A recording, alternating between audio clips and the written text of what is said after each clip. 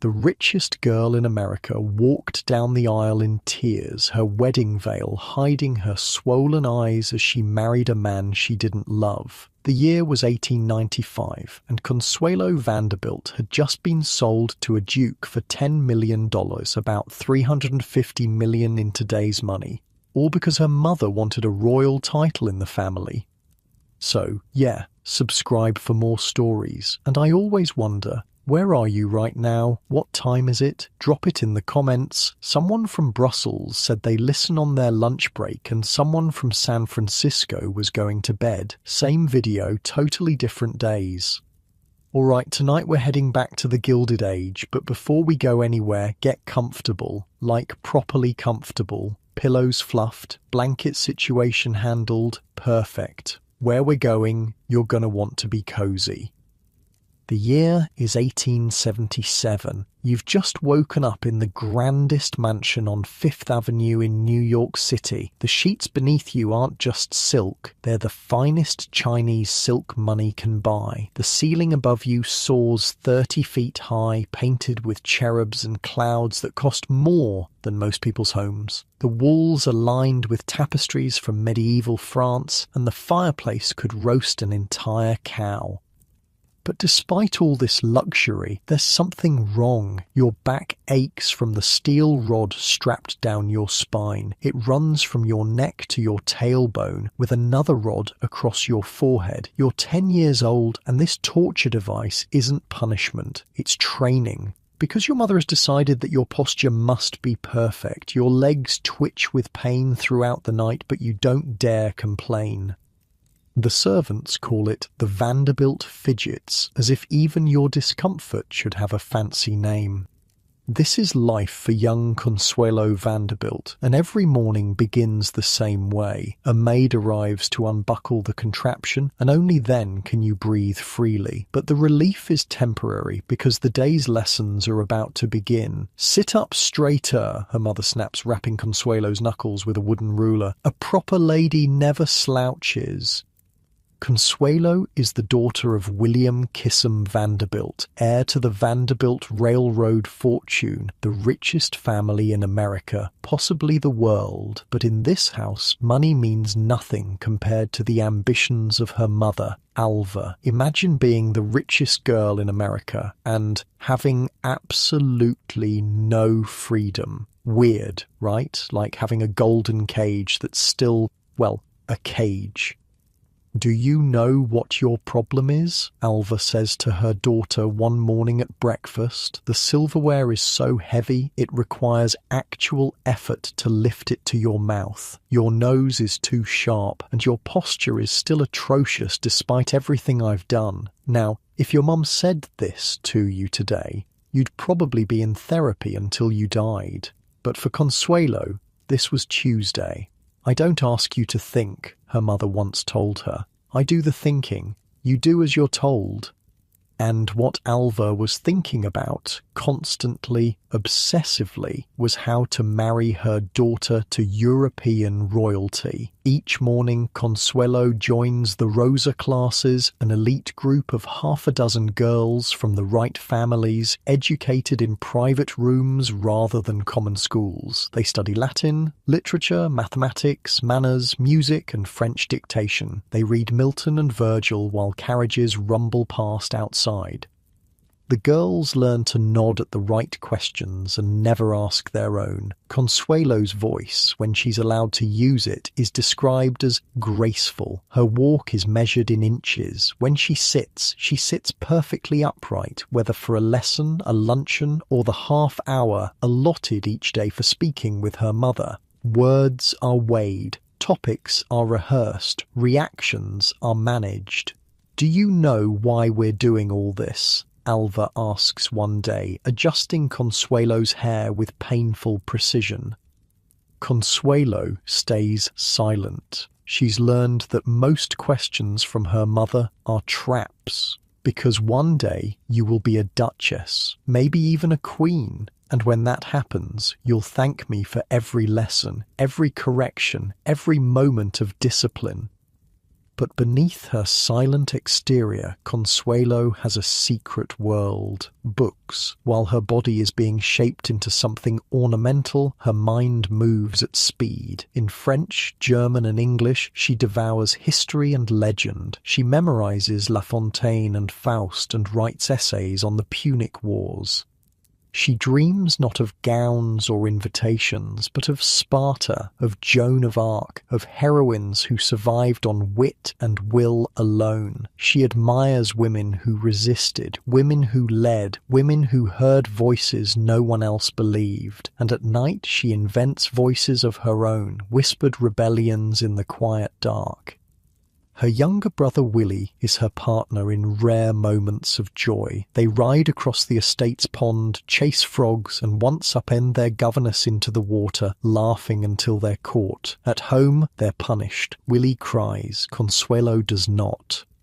There are moments of unexpected kindness. Her nurse, Bua, offers what no one else does, gentleness. It's Bua who brings her to visit the daughter of a groundskeeper, a girl her own age, paralyzed, bedridden, without even a doll to hold. No pearls, no portraits, just stillness.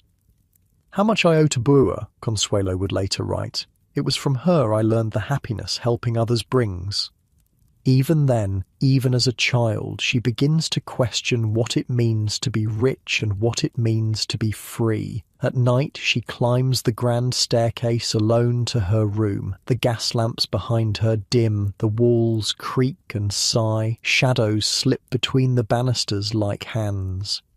And in that long, silent ascent, she whispers the only prayer she knows by heart. Courage. Give me courage to reach the top and one day perhaps to escape it. Not the house, not the family, but the fate waiting at the end of the hallway. By 17, Consuelo Vanderbilt is nearly as tall as her mother, though still careful not to rise too fast. Her limbs have stretched into elegance, her features lengthened with promise, but her silence remains. She has learned early that to grow is not the same as to become. Growth can be controlled. Becoming is dangerous. In the spring of 1894, Consuelo is taken abroad to Egypt, to Athens, to the temples of India. The yacht Valiant shimmers through foreign harbours, its linen awnings snapping in the wind. At every port there are dignitaries and receptions, letters of introduction, and lectures on imperial grandeur. Consuelo sees the Nile, the Parthenon, the Ganges. She sees women in saris, in veils, in sun-bleached rags. She sees poverty and ceremony, shrines and deserts, and realizes something quietly terrifying. She has seen more of the world than most women ever would, and yet she has touched none of it. Her days are plotted. Her company is curated. And then something unexpected happens. A man, his name is Winthrop Rutherford, handsome, discreet, American, the sort of gentleman who doesn't need to prove anything because he doesn't need to take anything. He is no fortune hunter, no title seeker, no European aristocrat in debt to his wallpaper. He is simply kind. He meets her without guards, speaks to her without calculation, listens. "What books do you enjoy?" he asks her one afternoon, and for a moment she's stunned. No one has ever asked her opinion on something so personal. I enjoy Dickens," she says carefully, watching for the trap. "Especially the orphans." "The orphans?" He seems genuinely curious, not judging. "They're allowed to want things," she says, surprising herself with her honesty. "The poor children in his books have more freedom than the rich ones, don't you think?"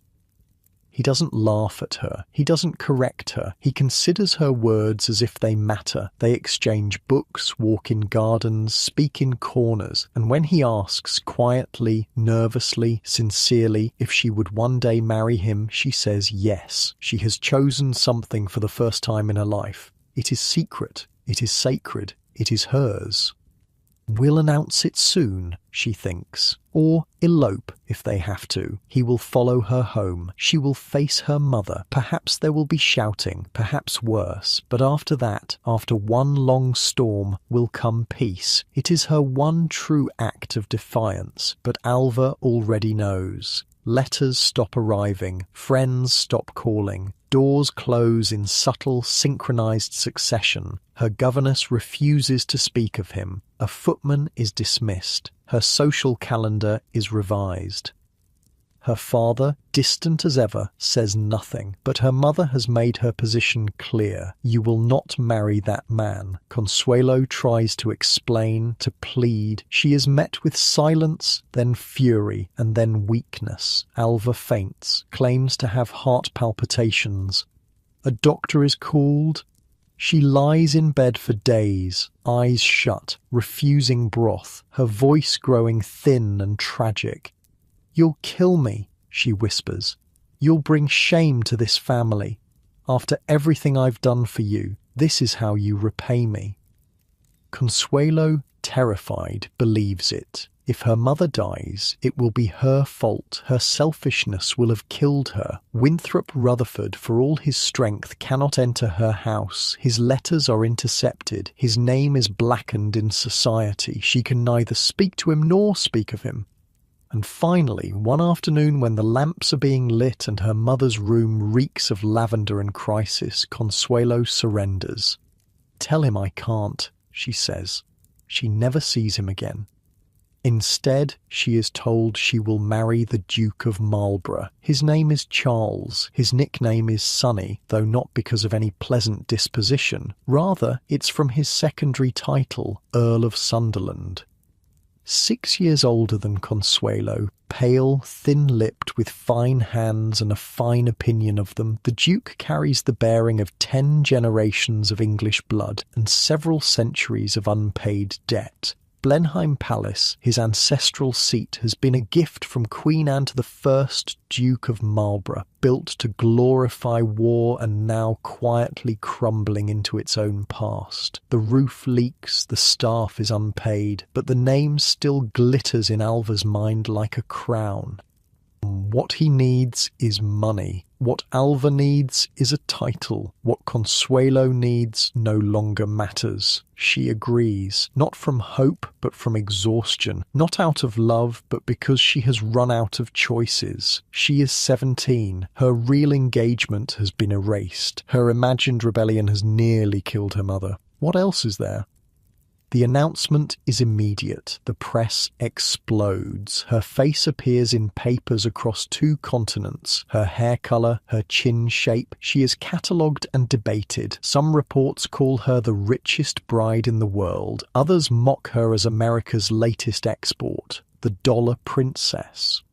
She's measured like livestock but in florals. The New York World reports, age 18 years, chin pointed, indicating vivacity, nose slightly retroussé, waist 20 inches, marriage settlement $10 million. She is described like a museum piece, slender of hand, elegant of gait, obedient of bearing. People call it a fairy tale, a triumph. The union of America's wealth with Britain's pedigree, a Vanderbilt duchess, a palace renewed. No one mentions the man she has loved. No one asks if she is happy.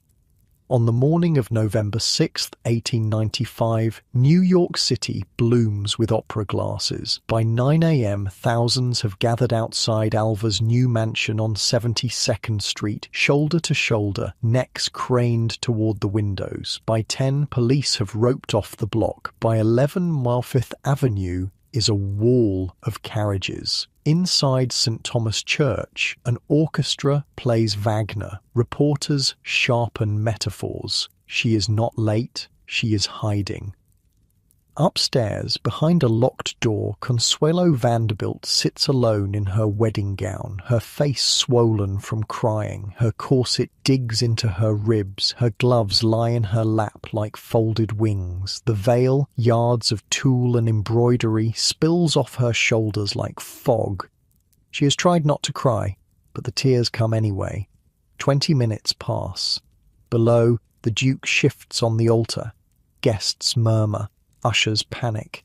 The orchestra keeps playing. She has considered running. That morning, before the maids arrived with breakfast, she had stared at the street and wondered what would happen if she simply disappeared into the crowd, walked into the park, caught a train, escaped. But where would she go? Winthrop is gone. Her father is silent. Her mother has recovered. And the world, this great echoing world, is watching.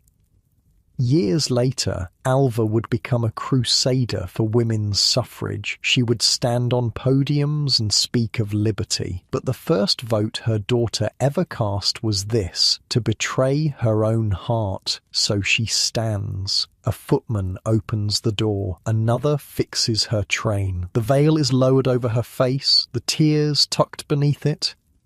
The bells ring. Outside, the crowd surges. Inside, the floral arches drip with roses and chrysanthemums, lilies and ivy sweeping from gallery to nave. Palm leaves tremble in the heat of the gaslight. The doors open and Consuelo walks forward. No one can see her face. No one can hear her breathing. But she can hear everything. Every shoe scuff, every cough, every whisper. She has no bouquet. It has not arrived. Her father walks beside her, beautiful, distant.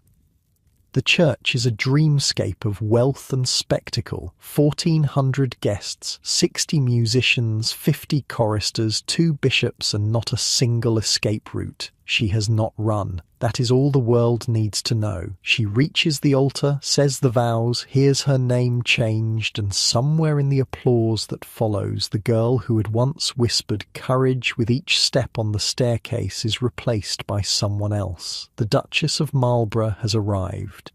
She has not married a man. She has married a dynasty. Unlike your warm bed right now with its soft sheets and personal choice of pillows, Consuelo is stepping into a life where every moment will be dictated by tradition and protocol, where every breath will be watched, every word weighed, every action judged. As she walks back down the aisle, now on the arm of her new husband, she passes her mother. Alva smiles triumphantly. She has won. Her daughter is a duchess.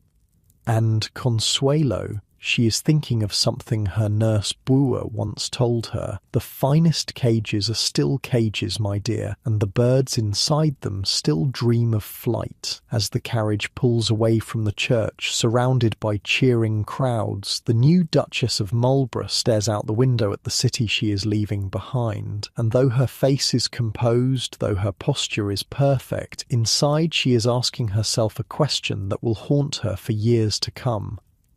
What is the price of a title, and is any crown worth the weight it places on your head? She doesn't know it yet, but this wedding day is not the end of her story. It is merely the beginning, and though she enters her marriage as an ornament, a possession, a prize, she will one day find a way to become something else entirely. Not a duchess, not a dollar princess, but a woman who shapes her own fate.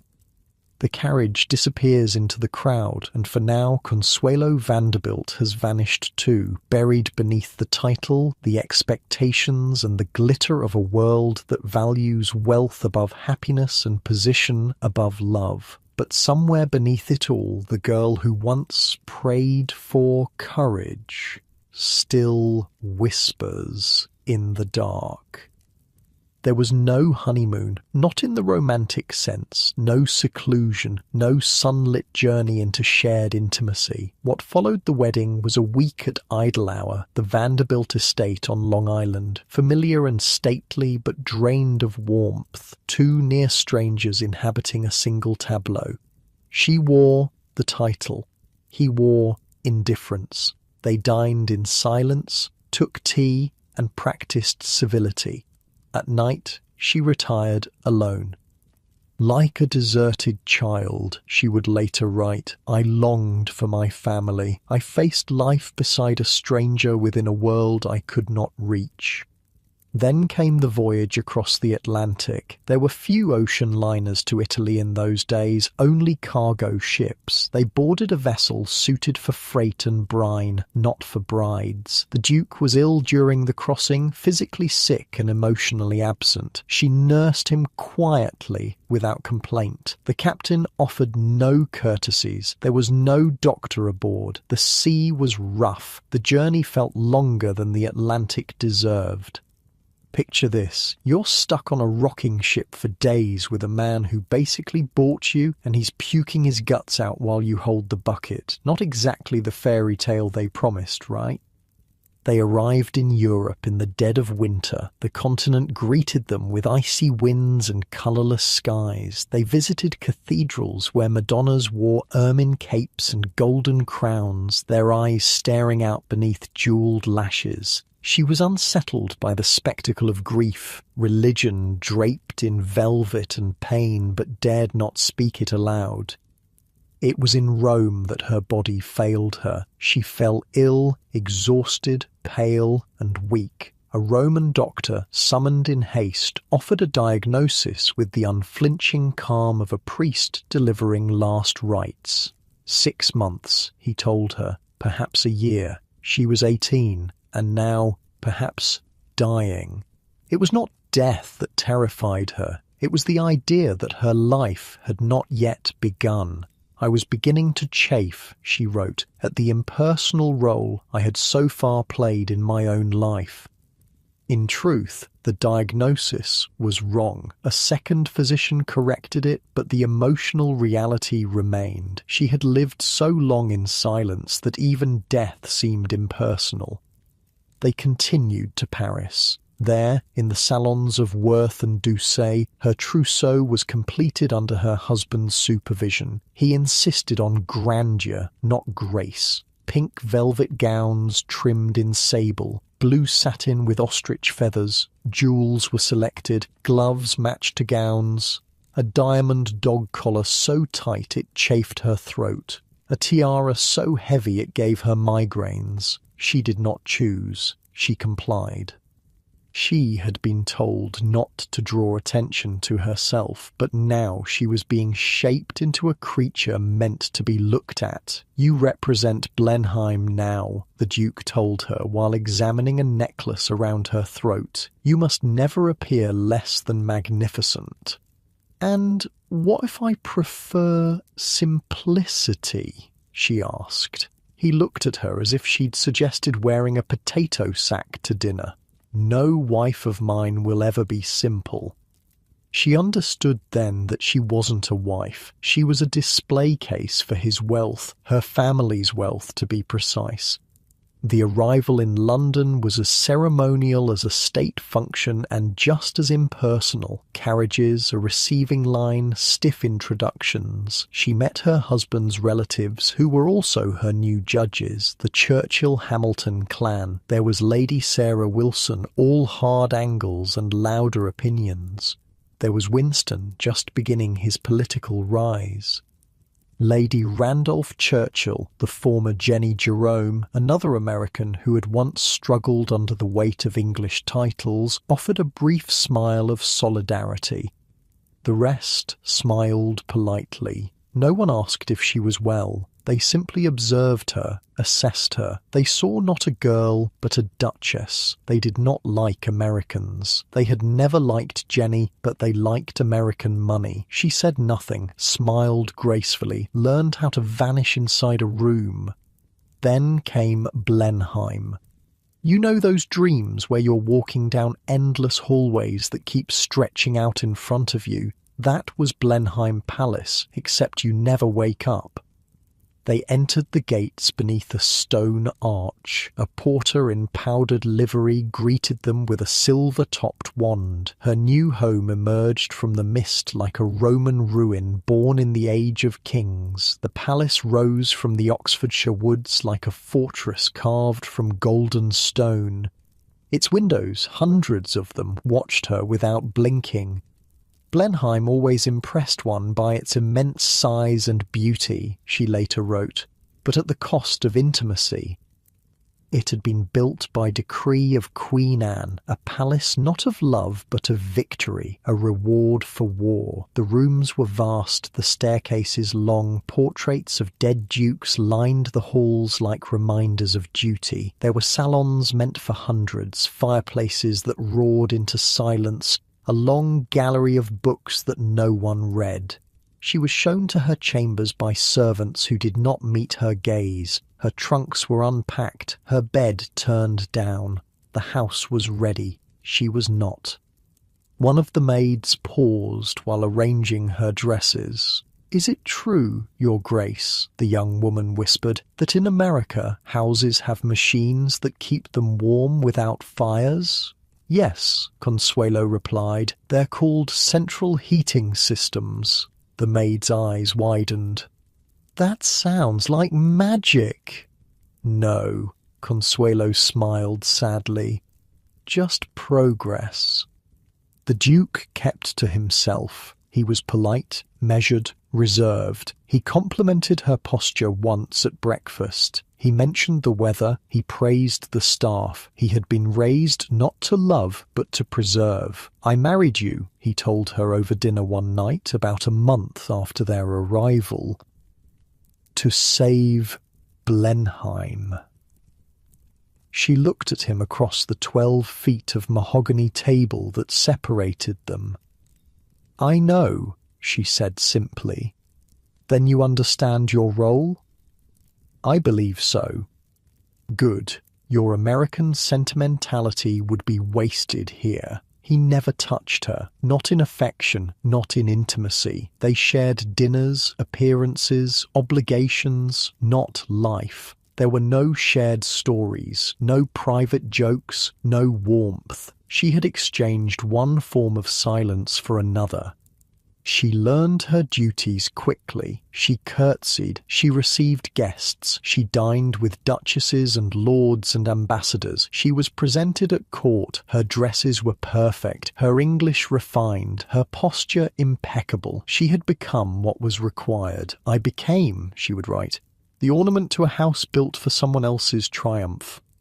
She became admired in public and unacknowledged in private. There was no rebellion. There was only routine. She was praised for her grace. She was admired for her modesty. And no one noticed she was disappearing. Outdoors, the landscape offered a different kind of silence.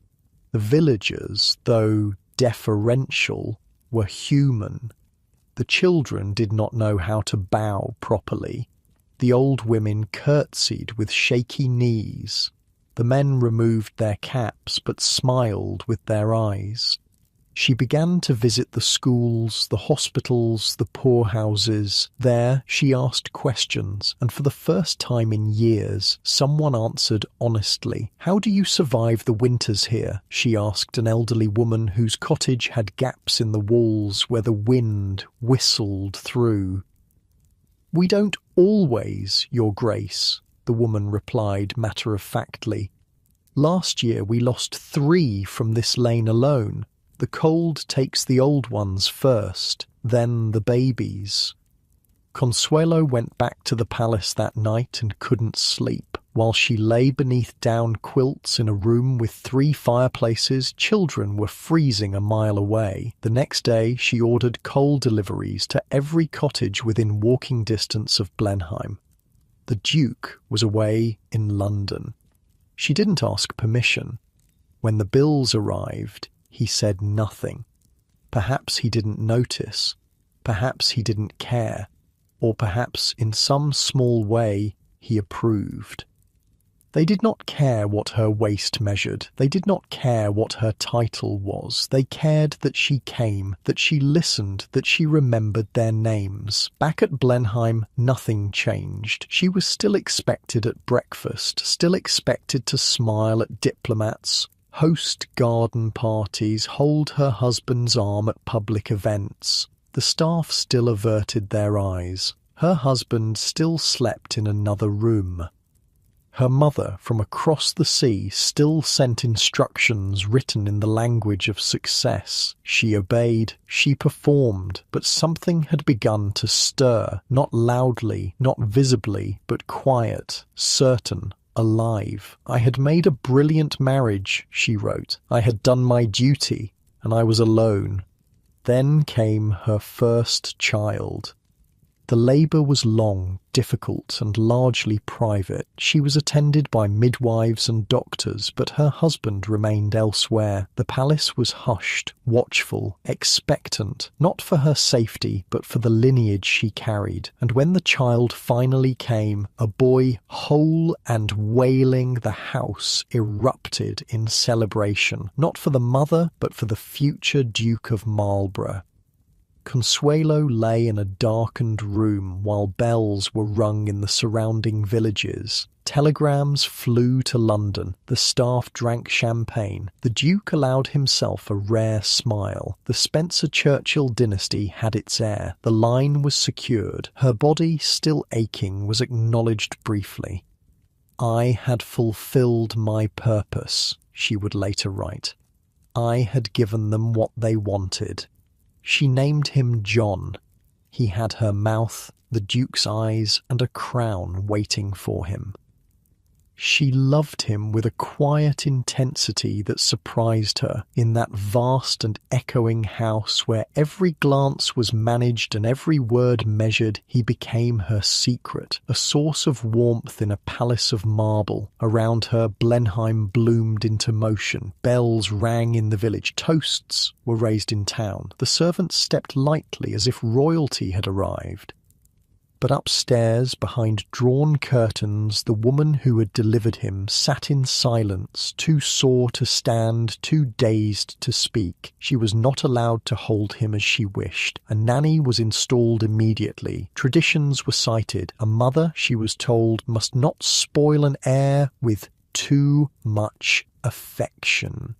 He was to be seen at intervals, cared for by professionals, raised with dignity. Her love was permitted, but not her presence. "I had longed to give him the freedom I had once dreamed of for myself," she wrote, "but the rules were older than either of us." She watched him grow through doorways and formal photographs. She was told when he was teething, when he slept, when he needed a new tutor. She received updates like a guest of honour, not a mother. She complied. She smiled at parties, posed beside his cradle for portraits, and appeared on cue when the Duke summoned her. But behind the grace was something newer, a kind of pain that sharpened rather than dulled. This was no longer the pain of obedience. This was the pain of knowing what she could not give. A second son followed, Ivor. There was no pageantry this time, no bells, no telegrams, no champagne. The dynasty already had its heir. This child was reassurance, a spare in the language of aristocracy. But to Consuelo, he was not a spare, he was hers. She loved him as fiercely as she loved John, though the world required less of him, and therefore allowed her slightly more. She held him longer, sat beside his cradle at night, spoke to him when no one watched.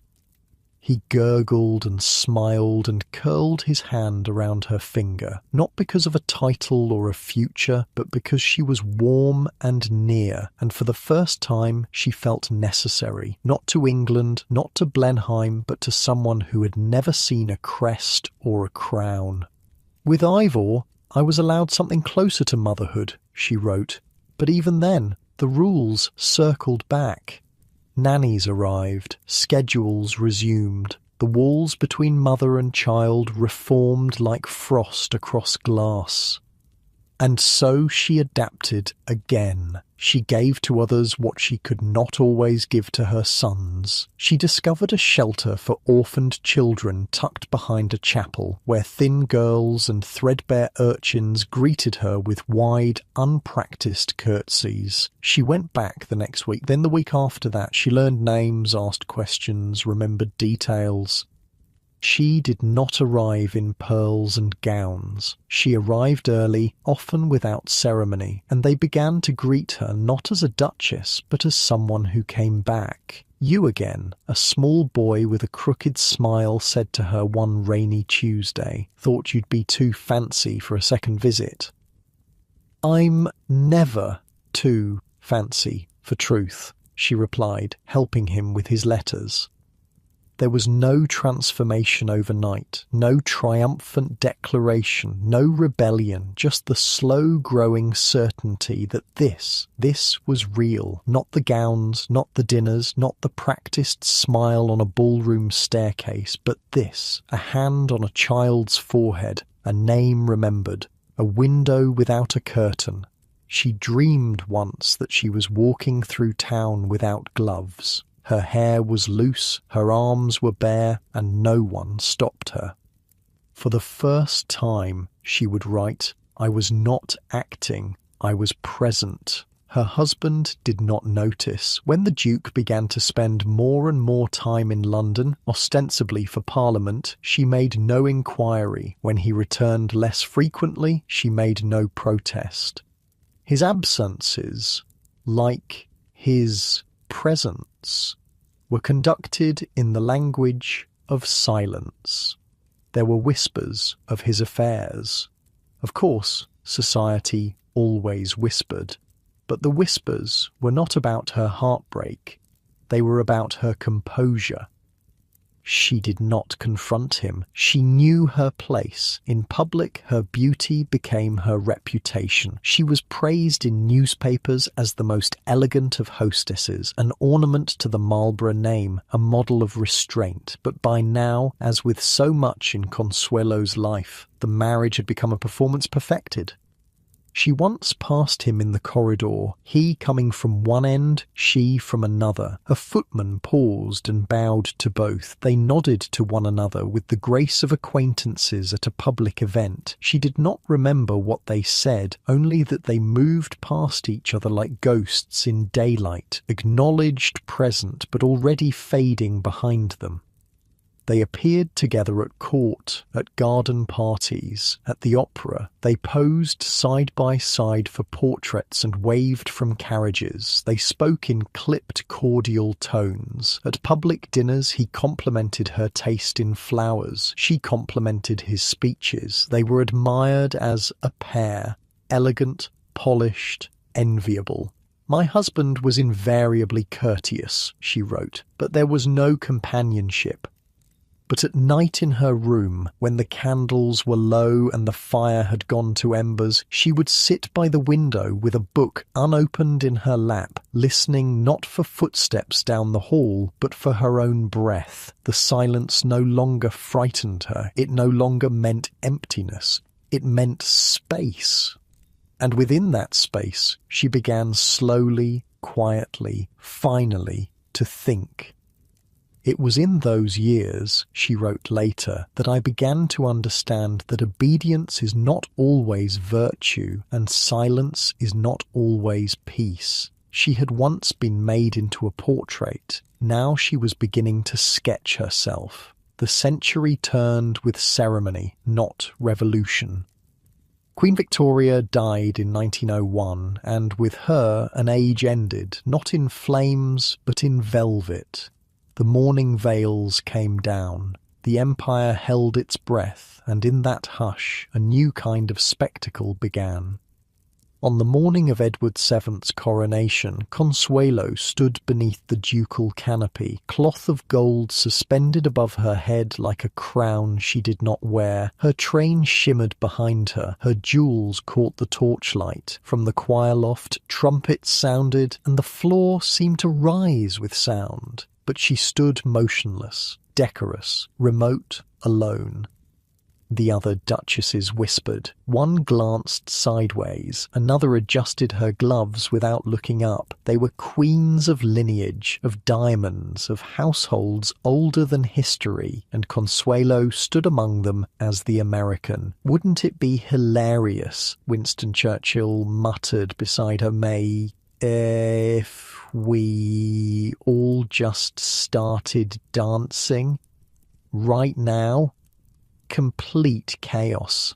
I've always wanted to see the Archbishop's face if that happened. Consuelo bit her lip to keep from smiling. Churchill always made these ceremonies bearable. She held her posture. She knew the choreography. She bowed at the proper time and retreated in step, and when the king and queen passed by, she lowered her eyes. Around her neck a collar of diamonds sat like armour, gleaming, suffocating, exquisitely heavy. A gift, a symbol, a leash. I stood beneath cloth of gold, she later wrote, and no one noticed I had disappeared. That evening they dined at the palace. The room was candle-lit and immense. Goblets gleamed, silver clinked. The king complimented the duchess's composure. She bowed her head. No one asked what she had seen. No one asked how it had felt. They asked only if the veil had caught the light. Unlike your snug bed now, where you decide when to sleep and when to rise, every moment of her day was planned, examined, judged. It's hard to imagine that level of constant scrutiny, like living in a museum where you're also an exhibit. That winter, the Marlboroughs journeyed to Russia, drawn by the grandeur of a court that glittered like legend and trembled like warning. St. Petersburg shimmered with snow and suspicion. The streets were wide but windswept, the palaces imposing but hollow. At first glance, it was splendour. At second, strain. At the Winter Palace, Consuelo wore white satin. Her tiara flashed beneath chandeliers. Scarlet footmen stood, sentinel. Mazurkas began. Grand Duke Michael took her hand and laughed when she stumbled. "Never mind," he said. "I'll do the steps." He would be executed 16 years later. At another supper, her seat was left empty. When the Tsar arrived, he filled it. "Russia is not ready for democracy," he told her softly. "We are 200 years behind Europe." He feared his ministers, feared the people, feared giving power long enough for anyone to become dangerous. Then he smiled gently at her with a wink. "I know everything you've done in Russia. The secret police send me reports." Behind the charm, the system watched. At the Hermitage, supper was served among Van Dycks and saints under flickering candlelight. A familiar tune played, "Malbrook s'en va-t-en guerre." The Tsar smiled. She smiled back, but unease stirred. Versailles again, she thought. Everything glittered, nothing breathed. Then, in 1903, they were invited to India. Lord Curzon staged the Delhi Durbar like an imperial opera. Gun salutes, gilded elephants, guards, and golden sashes. A palace of tents shimmered in the dust. Each one had its own salon, its own bath, but privacy was fiction. At the great ball, Lady Curzon wore a gown embroidered with peacock feathers. They whispered it was bad luck. She died not long after. Consuelo waved to cheering crowds. She smiled in unbearable heat. She dined in splendour while famine-starved children watched from behind palace walls. She had been taught that empire was stability, but now she saw only shadows in the sun. Even the crowns, she wrote, were copies of something lost. At the Purda party, she met Indian princesses behind embroidered screens, luminous, poised, painted like miniatures. But to Consuelo, they felt like butterflies, beautiful, still unable to fly. One morning she joined a falcon hunt at dawn. The sun rose over the plains. The birds soared, unhooded, circling. One could dive at 150 miles per hour. One had flown from Fontainebleau to Malta in a single day. But what she remembered most was this. From a minaret she looked down into darkness. A single firework burst, and beneath it a sea of upturned faces, turbans of every shade, eyes gleaming. Not joy, it was rapture. Then on to Vienna. The city still glittered with operettas and empire. Introduced by Count Mensdorff, Consuelo entered easily. She met Emperor Franz Joseph, small, grave, heavy with grief.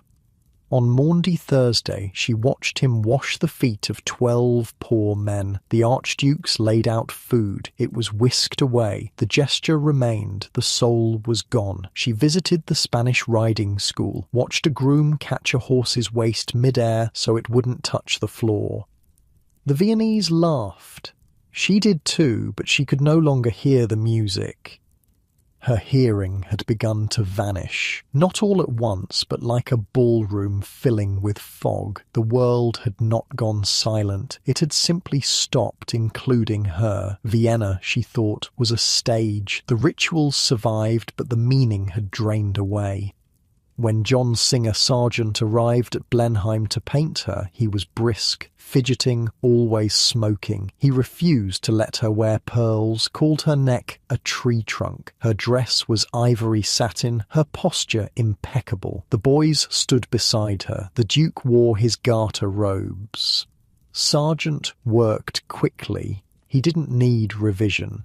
"He captured me beautifully," she said, "but he did not find me." When the portrait was hung in the Great Hall, she looked at it the same way others did, from the outside. She returned to England with letters to answer and public events to attend. She did so perfectly. There were no scandals, no refusals. The Duchess was always present, always framed just right, but her voice had softened, her step had slowed. She was no longer performing for love or even approval, only for the preservation of the story being told around her. "I was still called the Duchess," she would write, "but I had already become someone else." Consuelo and Sonny had been married 11 years. Time hadn't softened their differences. It had sharpened them. The quiet war between two mismatched souls, bound by rank and ritual, had run its course. Divorce was almost unthinkable in Edwardian England. A man needed only proof of adultery. A woman required abandonment, violence, or disgrace. And yet, in 1906, they separated. There was no quarrel, no final scene, just a letter left on her writing desk at Sunderland House. "I believe it is time we consider a formal arrangement." There was no cruelty in it, no insult, just the familiar hand of the Duke, measured, precise, and impersonal. The formal end to a marriage that had long since dissolved. Consuelo did not weep. She did not pace the room. She stood at the window overlooking Grosvenor Square and watched the light fall across the pavement as a nursemaid walked two children toward the park. There was no rupture, she would write later, only a removal, as if a painting had been taken down from a wall, leaving the outline faintly visible behind it. Her fingers curled around the curtain. The fire had not been lit. Her breakfast tray did not come. She'd sent the staff away for the morning. For the first time in years, she chose the quiet. She did not cry. She simply took down the small wedding portrait on her mantel, framed in tortoise shell, posed to perfection, and placed it in a drawer face down. This was not the end of her life. It was merely the beginning. In London, Consuelo's Fridays began to gather those who needed no invitation and bowed to no titles. George Bernard Shaw brought wine. Galsworthy brought opinions. The Webbs came with pamphlets. Yeats with questions. Nancy Astor asked her questions with an eyebrow raised. Lady Cunard arrived with a laugh too loud for her pearls. There were no place cards, no orchestra, no agenda, but conversation. They argued about suffrage and socialism, Irish verse and industrial reform. No one asked about the Duke. No one mentioned Blenheim. They addressed her as Consuelo, not Your Grace, not Madam, just her name. Once, after midnight, as the last guest slipped into the fog, she stood by the empty decanter in the low firelight and thought, "This is what society should feel like, not ceremony, but belonging." Though the court refused to receive separated women, London society came. It was not rebellion, but grace under pressure. But as the music faded and the last applause died, the halls grew quiet again. The children were sent to school. The letters slowed. The echo of the evening lingered, but it was not enough. Not anymore. She had stood on the staircase. Now she needed to climb higher into work that mattered.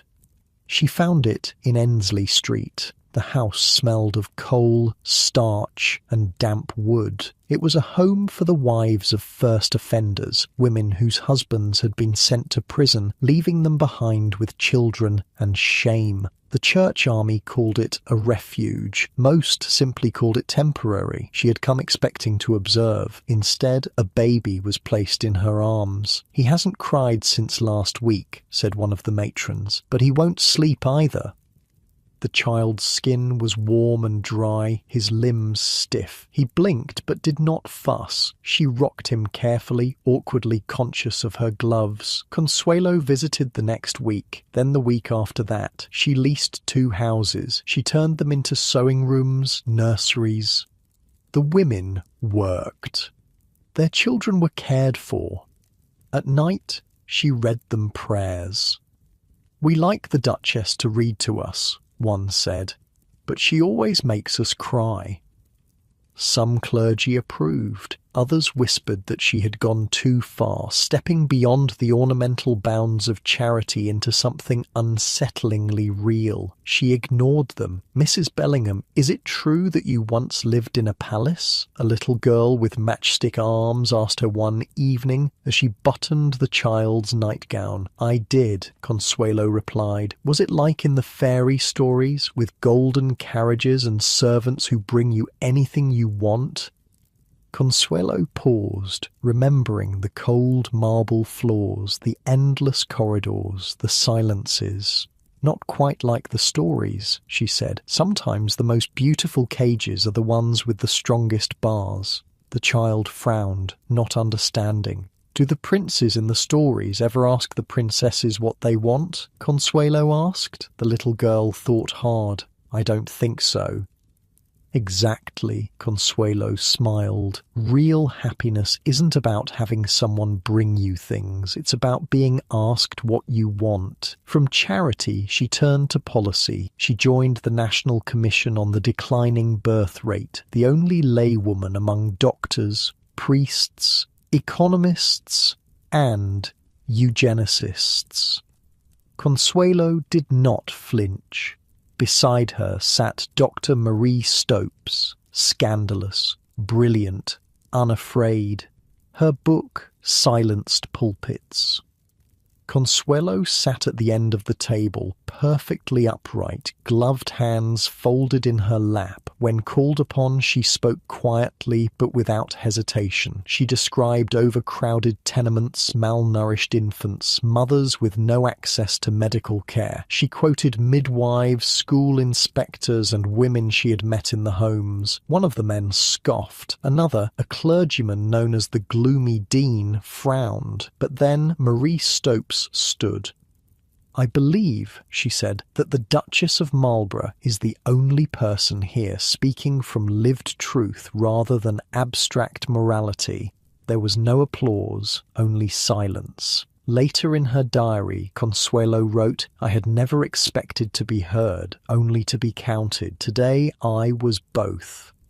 By 1907, the press had given her a name, the Working Duchess. At first it felt pointed, almost mocking, but over time it became accurate. If not warm, then at least true.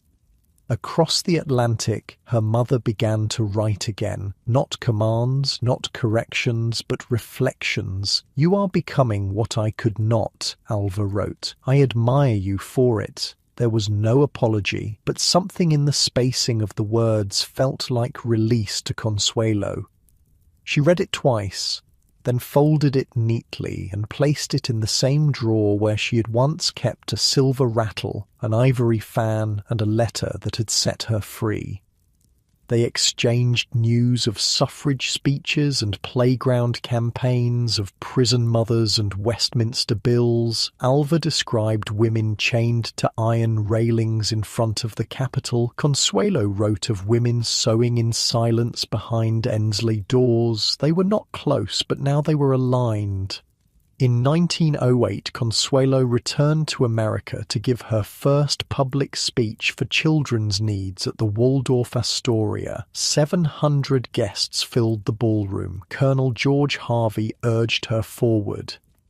She had dreaded it, but duty outweighed fear. She had been announced as a duchess. The crowd expected aristocratic pleasantries. Instead, she spoke of Ensley Street, of cracked teacups, overcrowded lodgings, and mothers who fed their children tea to quiet their hunger. She spoke slowly, her voice low at first, then steadier, firmer. "Dignity is not conferred by title," she said. "It is sustained by recognition." There was a moment's hush at the end, then applause, scattered, then rising, until the room was full of hands and sound. Her marriage had ended, but the silence she'd endured had taught her how to listen, and now she used it to make others heard. She had once been part of a story, now she was beginning to write one. In November 1913, Sunderland House opened its doors to a carefully selected guest list. Bishops in stiff collars, politicians with polished shoes, society women balancing lorgnettes and expectations. They arrived expecting tea and conversation, a graceful morning's nod to charity. What they encountered was something else entirely. Consuelo Vanderbilt, Duchess of Marlborough, had summoned them not to flatter, but to confront. With Margaret Lawrence and Gertrude Tuckwell beside her, she presided over a conference designed not to comfort, but to expose. One by one, 12 working women took the stage. A shirtmaker held up a blouse, her fingers tight around the cloth. "A dozen shirts earns 9p," she said. Another spoke, voice clear and unflinching. 8 shillings a week. I've never eaten a dinner that cost more than a penny." No one spoke, no one smiled, and no one, not even the industrialists in the back row, could look away. By the end of the week, 8 additional trades had received legal protection. It was not a riot. It was not a headline. It was something quieter and more subversive. The truth, spoken in the language of suffering, echoing through rooms of carved marble. For Consuelo, it was a moment of clarity and collapse. After a speech in Liverpool, she rode the train home in silence. Her limbs ached, her breath came shallow, a hot water bottle warmed her feet, but still she shook, and as the countryside slipped past in dusk and fog, her thoughts turned inevitably to her mother. Alva Vanderbilt, once her tormentor, had changed. Widowhood had not softened her, but redirected her. Alva had hurled herself into the suffrage movement with the same force she had once used to mould a debutante's spine. But this time, the ambition was not personal. It was political. She marched, she funded, she organised, and remarkably she invited Consuelo not as pupil but as partner.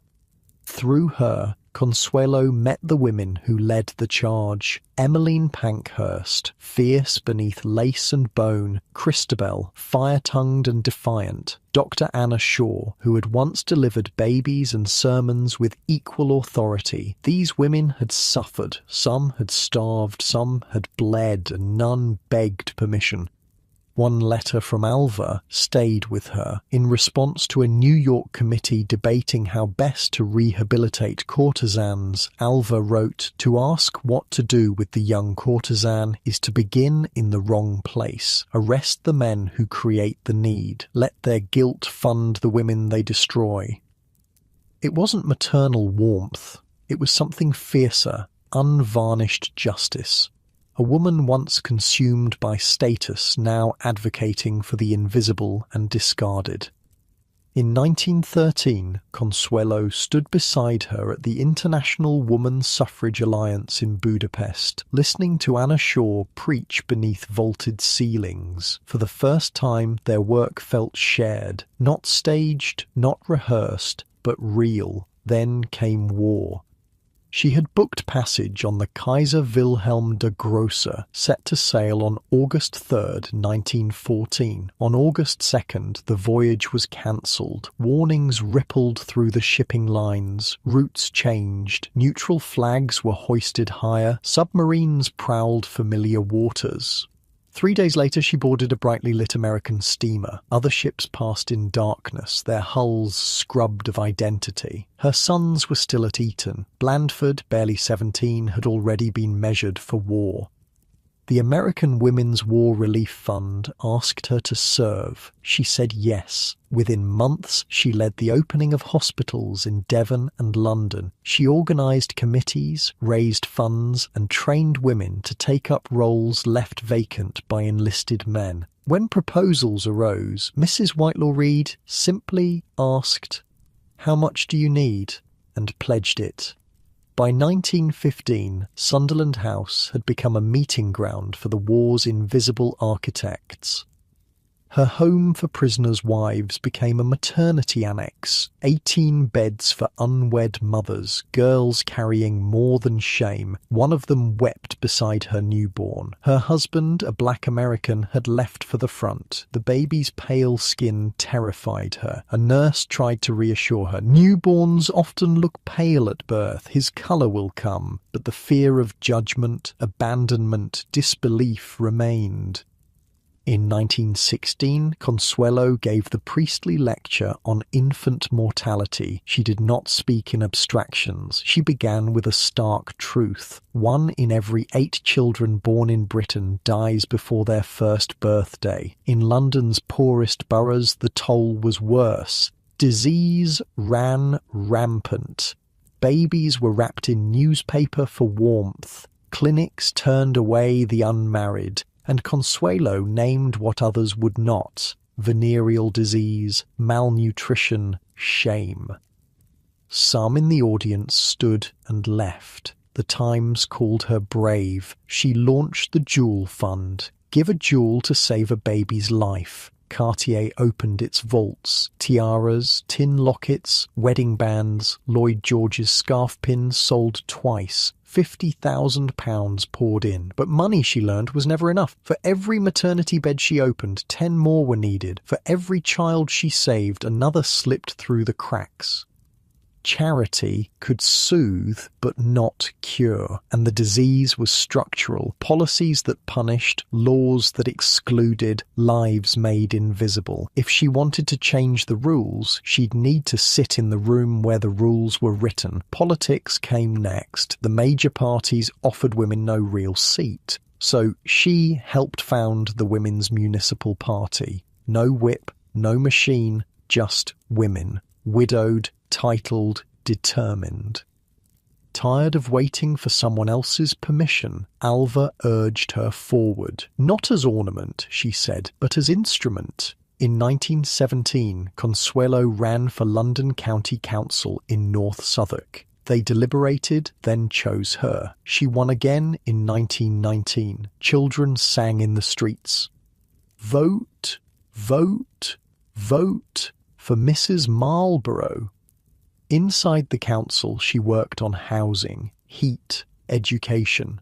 She walked the slums and invited the Prince of Wales to join her. He did. "I wish my mother wore hats like yours," he said. But he listened. A disgruntled driver, dismissed for poor performance, began spreading rumours that she owned slum tenements. It was a lie, but damaging. She answered it quietly. No denials, no scandal, just a tram ride to her next public meeting, refusing to stand above those she served.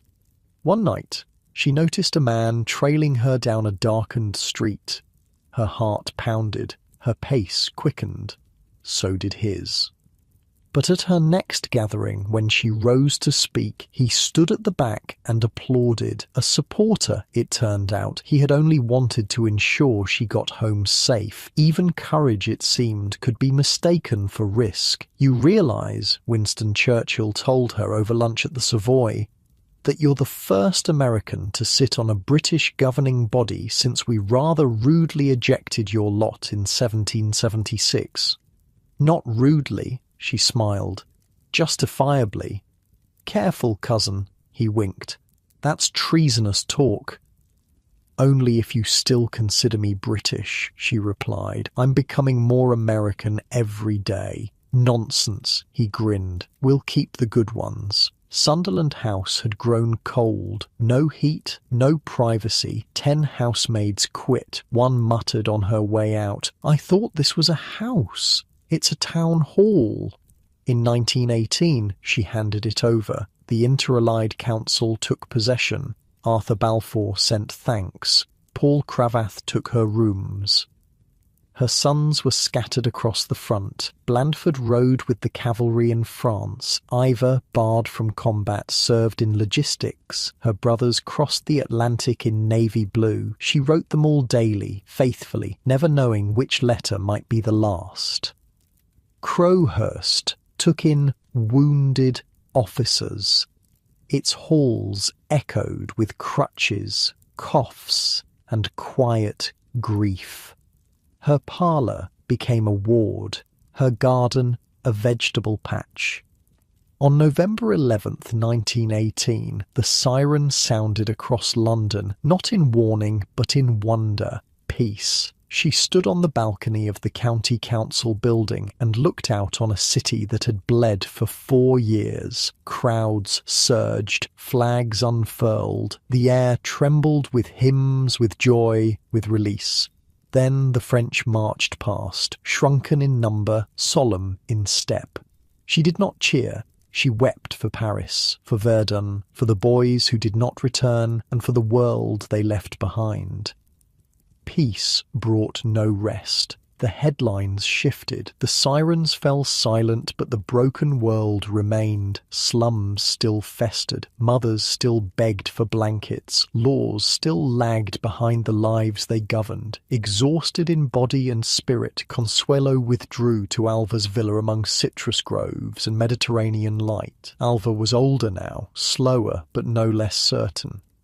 They sat in the garden, sometimes in silence, sometimes sharing letters and wounds. Years of distance and dominance softened into something like tenderness. And in that quiet reconciliation, Consuelo allowed herself, finally, to rest. In 1920, Blandford married Lady Mary Cadogan, daughter of the 5th Earl Cadogan. The wedding took place at St. Margaret's, Westminster, beneath a pale winter sun. The pews were filled with titled names and the shattered remnants of a generation.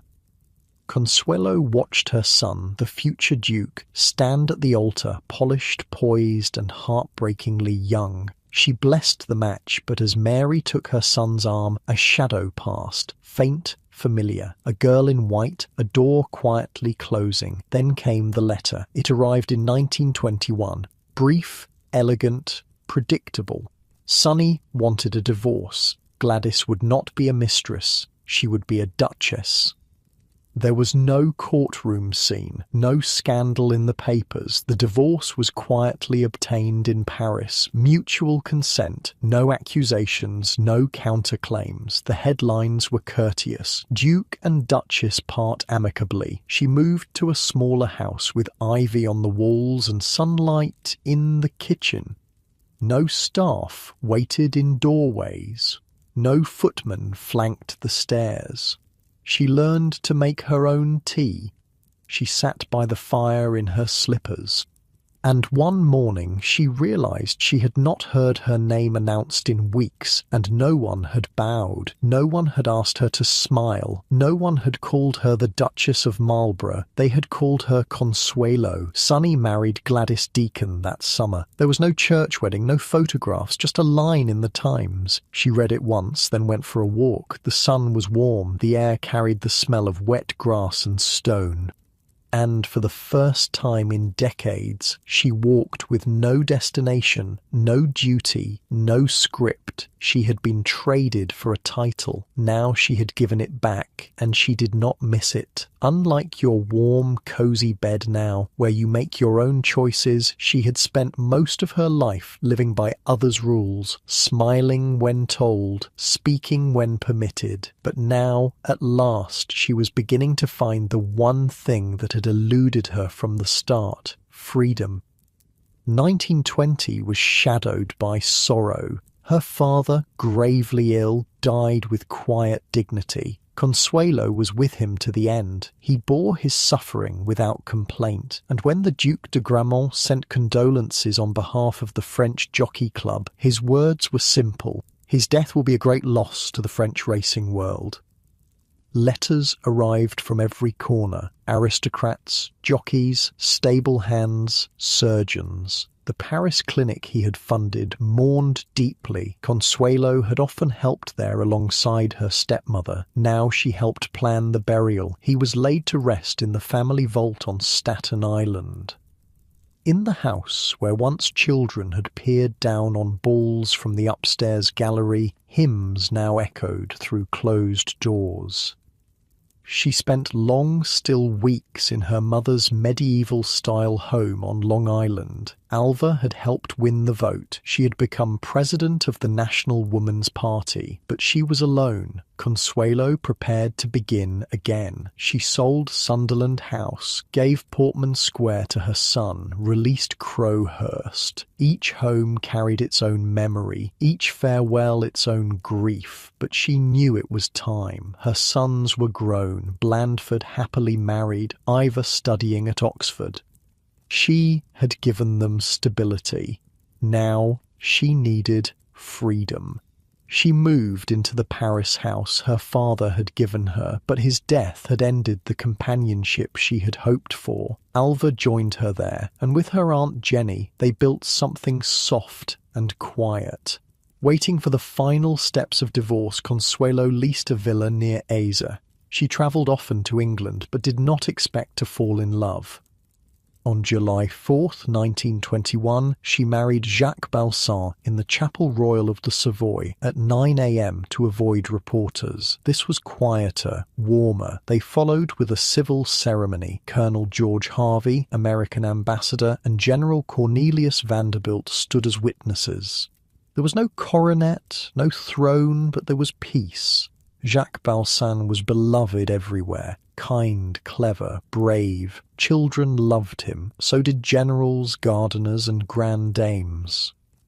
He was, she realized, not a man who needed to impress, but one who knew how to care. Jacques was a pilot, but before planes, he flew balloons. In 1899, he floated from France to Russia, crashing in Prussia and landing at the estate of Baron von Bandemer. He was greeted politely, shown a monument to the French defeat at Sedan, and sent on his way.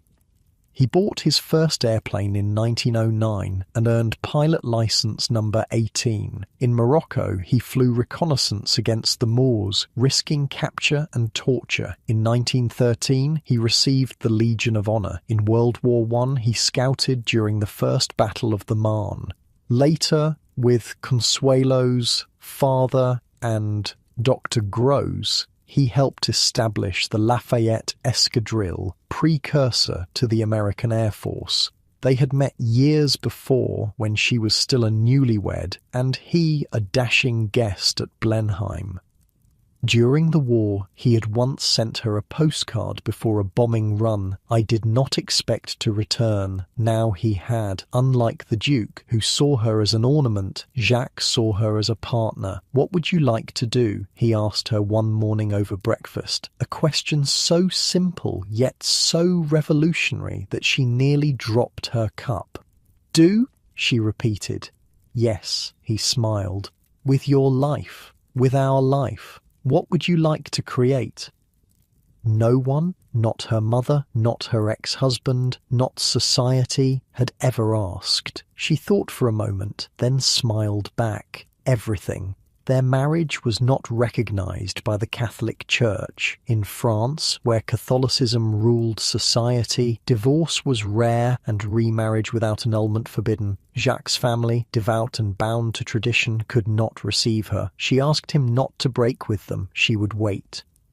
When in 1926 Marlborough sought his own annulment, the moment came. With the help of her mother and old governess, she petitioned Rome. Her lawyer, Sir Charles Russell, warned that only proof of coercion would suffice. Alva consented as a way to apologize for that action so long ago. She admitted she had forced her daughter unwillingly to marry. The Vatican ruled in Consuelo's favor. No bribes had passed, only courage and truth. Now married in the church, Consuelo was welcomed into the Balsan family. At the chateau in Chaumet, once established by the Prince de Condé, she met them all. Madame Charles Balsan, Jacques' great-aunt, presided in lace and black. She offered Consuelo a golden heirloom box. "We loved him too," she seemed to say. "And now we love you." Later, Consuelo wrote her a letter of thanks. The matriarch read it aloud to the family. It was, she recalled, a moment of true reconciliation. In Paris, she and Jacques made their home near the green lawns of the Champ de Mars. From her window, she watched cavalry officers trot by at dawn. Children played, readers claimed benches. The Seine shimmered, the Eiffel Tower blinked its message to the sky. Their house, designed in 18th century style, was filled with antiques and discoveries from long walks along the quay. Paris life was elegance, but not idleness. Consuelo hosted modest luncheons with literary guests. Edith Wharton visited frequently. She chaired charity events. The British Embassy, once owned by Pauline Borghese, held glittering dinners under Napoleon's gold service. Here, old castes mingled, Bourbon, Bonaparte, Republican. She watched it all with grace and growing understanding. "You know what's strange?" she said to Jacques one evening as they returned from a salon hosted by the Comtesse de Noailles. "I used to think being a duchess was the height of power, but I had no power at all. And now?" he asked, helping her with her coat. "Now I have the only power that matters," she smiled. "The power to choose." In 1926, she was asked to help build a hospital for the middle class, those too proud for charity, too poor for private care. The hilltop site near Suresnes had once belonged to Jean Worth. With Dr. Alexis Carrel and Bernard Flexner, she led the campaign. 360 rooms and a nursing school. Fundraising became fate. Grand Prix dinners, peacock balls, raffles with Fabergé clocks. Musicians clamoured to perform. "I was at your benefit concert," an elderly man in worn clothes told her one afternoon as she inspected the hospital's foundation stones. 40 years ago, I cleaned the stables at Blenheim. You probably don't remember me." She studied his face, weathered like bark. "You're wrong, Mr. Harrison. You had a border collie named Pitch who followed you everywhere." The man's eyes widened. "You remember that?" "I remember everyone who was kind to me," she said. "You let me feed Pitch when no one was looking." He nodded, suddenly shy. "This place you're building, my daughter's expecting her first. They live in 2 rooms, no proper doctor for miles." "She'll have a room here," Consuelo said, touching his arm. "The best care we can give." "Why, though?" he asked. "Why go to all this trouble for people you don't know?" She looked out over the construction site, the men laying foundations in the afternoon sun. "Because I spent half my life as decoration," she said. "I'd rather spend the rest being useful." For many, a Gilded Age socialite possessing a luxurious Parisian mansion and a villa on the Riviera might be more than sufficient. As a former duchess and Vanderbilt heiress, Consuelo was not your garden variety Gilded Age socialite.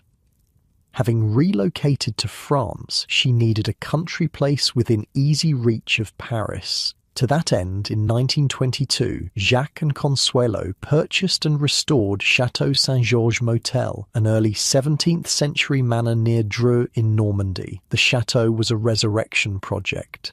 Neglected for decades, its roof leaked, its gardens had surrendered to wilderness, its windows stared blankly into nothing.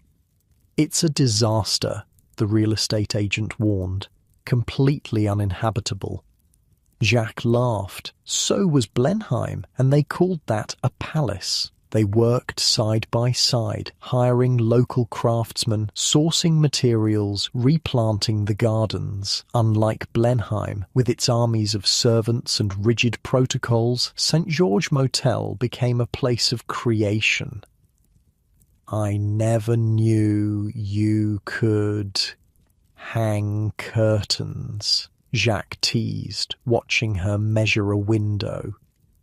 "I never knew I could either," she admitted. "It's delightful to find out."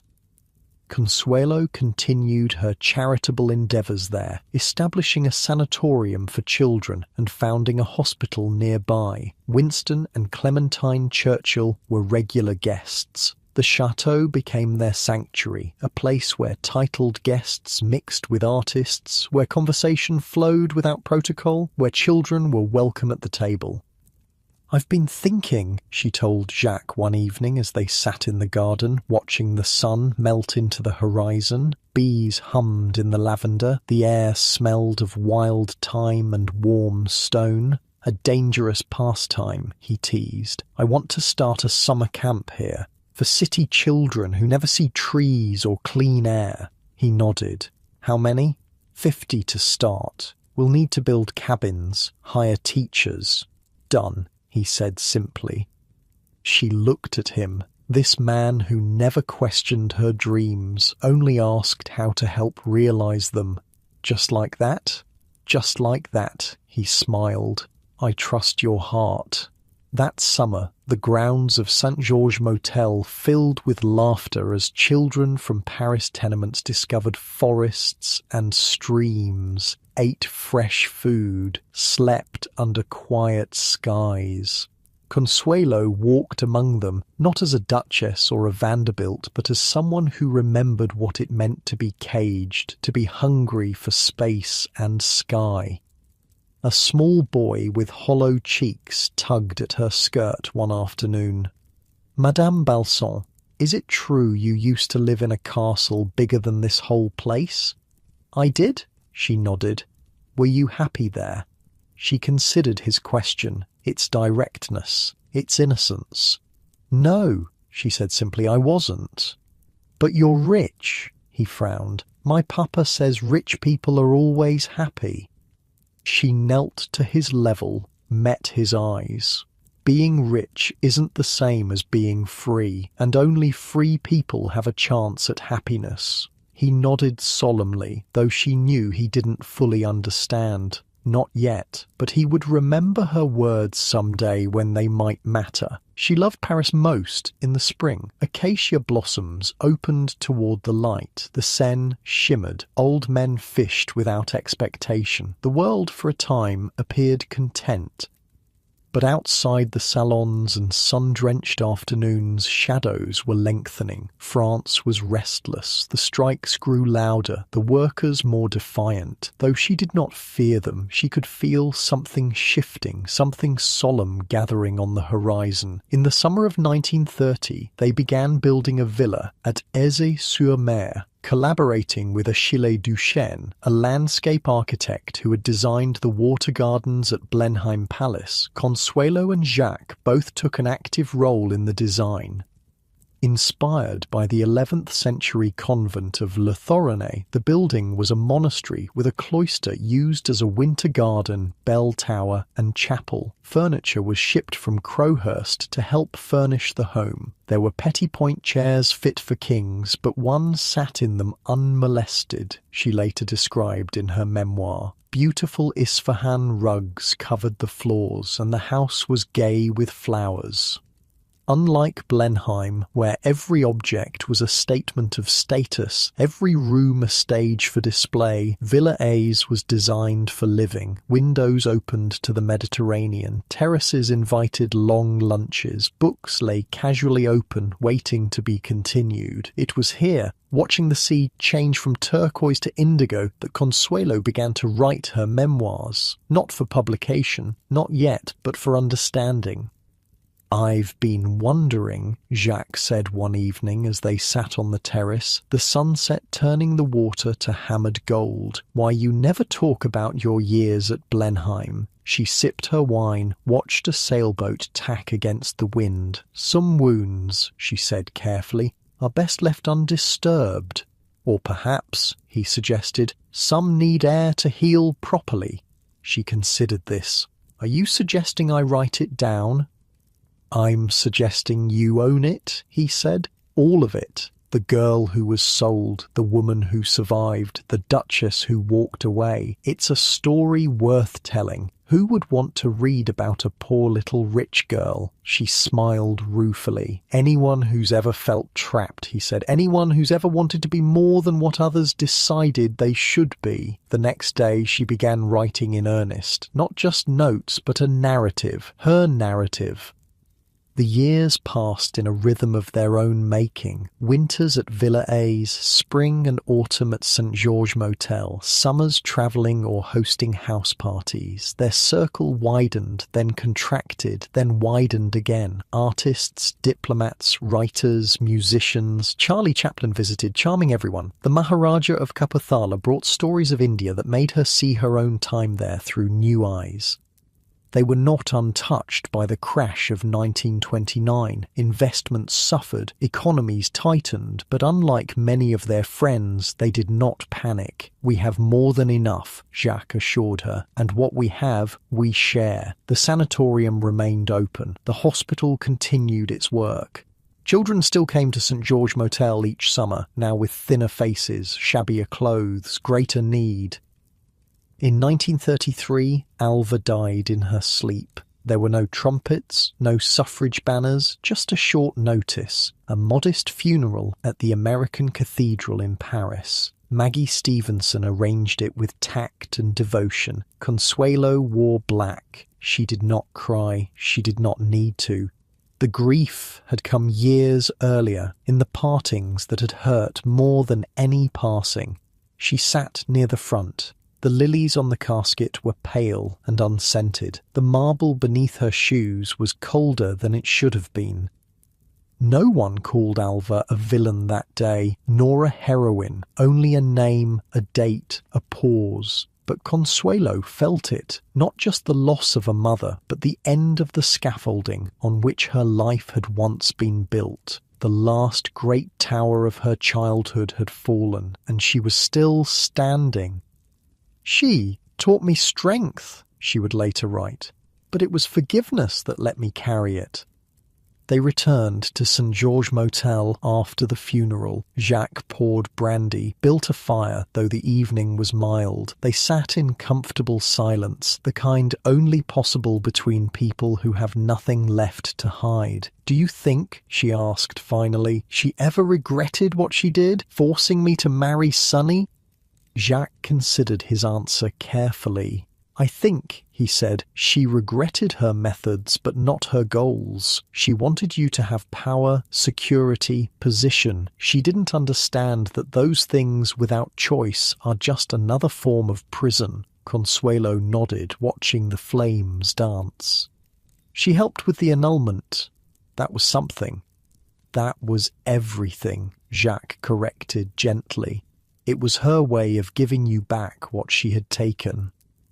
They sat together as the fire burned low. Outside, an owl called across the parkland. Inside, two people who had found each other against all odds held space for what had been lost and what had been found. The shadow of another war began to stretch across Europe, first as whispers, then as headlines, then as marching boots and raised voices. They read the papers, listened to the radio, watched the changing faces around them. Friends returning to Germany suddenly stopped writing. Czech acquaintances spoke in worried tones. Polish diplomats cancelled visits. In Paris, refugees began arriving. First a trickle, then a stream. Writers, artists, musicians, scientists, Jews, socialists, homosexuals, intellectuals, anyone deemed undesirable by the new order rising in the East. Consuelo and Jacques opened their doors, not just to the titled or famous, but to anyone who needed shelter, a meal, a moment to breathe before continuing the journey. "We can't save everyone," Jacques warned as their guest list grew. "No," she agreed, "but we can save some, and that's not nothing." Their work at the hospital took on new urgency. They added beds, trained more nurses, stockpiled medical supplies. Without speaking it aloud, they prepared for what they both knew was coming. In the summer of 1939, they spent long days at St. George Motel. The children's camp continued, though many parents kept their children close that year. Those who came were thinner, quieter, their eyes older than their years. Winston Churchill visited in August, painting the chateau in the summer light. His brushstrokes were broad, confident, capturing the golden stone against the green backdrop. But his conversation was grave. "It's coming," he told them over dinner on the terrace. "Not a question of if, only when." "And England?" Jacques asked. "Will fight," Churchill said simply. "Must fight." "And France?" Consuelo asked, though she already knew the answer. Churchill looked at her with eyes that had seen too much. "Will fall," he said quietly. "Not because Frenchmen lack courage, but because their leaders lack vision." They did not argue. They had seen the divisions, the political paralysis, the failure to prepare. That night, after Churchill retired, they walked in the garden under a sky brilliant with stars. "We should go to America," Jacques said, "before it's too late. And leave all this." She gestured to the chateau, the gardens, the hospital they had built, the lives they had touched. "If necessary," he nodded, "things can be rebuilt. Lives cannot." She knew he was right, but still she hesitated. "This is our home." "Home," he said gently, "is wherever we are together." They made plans quietly, carefully, not in panic, but in practicality. American passports were updated, funds were transferred, arrangements were made for staff, for patients, for the children in their care. They told no one, not wanting to spread fear, but they watched and waited, ready to move when the moment came. In May 1940, that moment arrived with brutal swiftness. The Germans broke through at Sedan. The French army collapsed. Refugees clogged the roads south. They were at St. George Motel when news came that Paris would fall. There was no time for sentiment, only for survival. They packed one car with essentials, clothes, documents, medicines, a few treasured photographs. Jacques brought maps, cash, his pilot's instincts for navigation. As they prepared to leave, a young mother appeared at their door, two small children clinging to her skirts. "Please," she said, her voice barely audible. "They're looking for my husband. He's Jewish. We have nowhere to go." Consuelo looked at Jacques. He nodded without hesitation. "You'll come with us," she told the woman. "We'll find a way." The children were squeezed into the back seat, wide-eyed and silent. The mother sat between them, holding their hands. As they drove away, Consuelo looked back at St. George Motel, its windows reflecting the morning sun, its gardens in full bloom. She did not know if she would ever see it again. "I left Blenheim without a backward glance," she told Jacques, as the chateau disappeared around a bend in the road. "Why does this hurt so much more?" "Because Blenheim was never yours," he said simply. "This was." They joined the exodus south, a river of humanity flowing away from the advancing German army. Cars, carts, bicycles, people on foot carrying whatever they could. The roads were choked. What should have been a 6-hour journey took 3 days. They slept in the car, shared their food with fellow refugees, helped push vehicles that ran out of fuel. The woman and her children, her name was Sophie, her boys Thomas and Michel, remained quiet, watchful, as if afraid that making any sound might bring disaster upon them all. At a checkpoint, a French officer examined their papers with weary eyes. "Balsan," he said, recognition flickering. "The aviator," Jacques nodded. The officer glanced at Consuelo, then at Sophie and the children. Something passed between the men, an understanding. "Go through," he said, handing back their documents. Quickly, they reached the Châteauroux, where a friend had a house in the war zone. The place was a sanctuary in chaos, a moment of pause in the headlong flight. Sophie put her children to bed in a real room with clean sheets. They fell asleep instantly, exhausted by fear and motion. "Thank you," she told Consuelo as they sat in the kitchen drinking tea that tasted of normalcy. "I don't know what would have happened to us." "Don't thank me yet," Consuelo said. "We're not safe. None of us are." "But you didn't have to help us," Sophie insisted. "You could have saved yourselves." Consuelo thought of all the people who had never helped her when she was trapped, of all the doors that had remained closed, of all the voices that had remained silent. "Actually," she said, "we did have to help. That's what being human means." The next day, they continued south, aiming for the Spanish border. If they could reach Spain, they could reach Portugal. If they could reach Portugal, they could find passage to America. But Spain was not welcoming refugees, especially not Jewish ones. They would need to cross the Pyrenees on foot, through mountain passes guarded by both German and Spanish patrols. Jacques knew people, fellow pilots, resistance fighters already organising. Arrangements were made, guides were found, money changed hands. They abandoned the car, taking only what they could carry. Sophie's boys were too young to walk far, so Jacques carried Thomas on his shoulders while Consuelo took turns with Sophie carrying Michel. The mountain path was steep, treacherous in the summer heat. They moved only at night, hiding during the day in shepherds' huts or caves or dense forest. On the third night, they heard dogs barking in the distance. Patrols. They froze, holding their breath. Michel whimpered, and Sophie quickly covered his mouth with her hand. The barking grew louder, then fainter. The patrol had turned another way. They continued, every step a victory against fear, against the forces that sought to destroy lives deemed unworthy.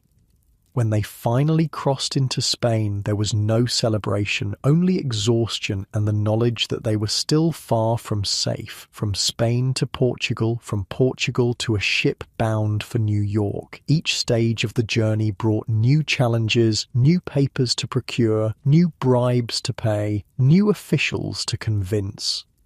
But they had resources others did not. Money, connections, American passports. And they used every advantage, not just for themselves, but for Sophie and her boys and for others they met along the way. "I never thought," Sophie told Consuelo one night on the ship, as they watched the endless Atlantic, "that I would be saved by a duchess." Consuelo smiled. "I'm not a duchess anymore, just a woman who remembers what it's like to be trapped."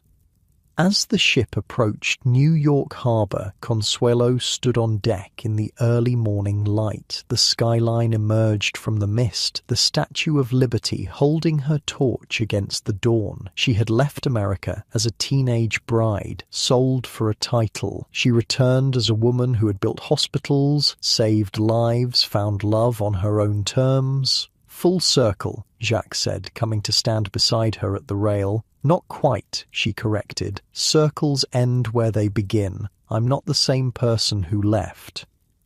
"No," he agreed, taking her hand. "You're much more." Behind them, Sophie and her boys came on deck, their faces turned toward the approaching land of safety. "What will we do in America?" Sophie asked, her voice uncertain. "We'll survive," Consuelo said simply, "and then we'll help others do the same."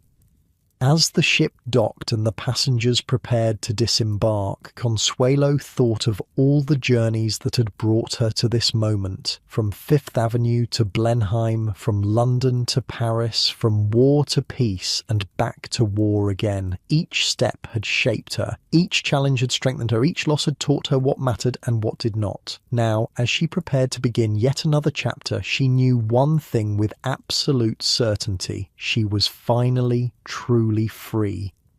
America was not as Consuelo remembered it. The country that had sent her away in silks and jewels now received her as a refugee, one among thousands fleeing a burning Europe. But unlike most who arrived with nothing, she came with resources, connections, and a fierce determination to help those less fortunate. They settled first with her brother Willie on Long Island. His home, sprawling and secure, offered a moment to breathe, to take stock, to plan their next move.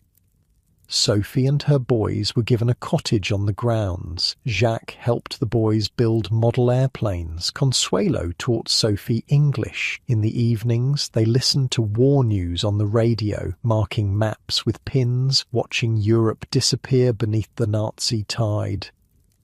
"I keep thinking about St. George Motel," Consuelo told Jacques one night as they walked along the shore. "The children who came to our camp, the hospital, what's happening to them all?" "Some will survive," he said. "Some won't. We did what we could." "It doesn't feel like enough." He took her hand. "It never does."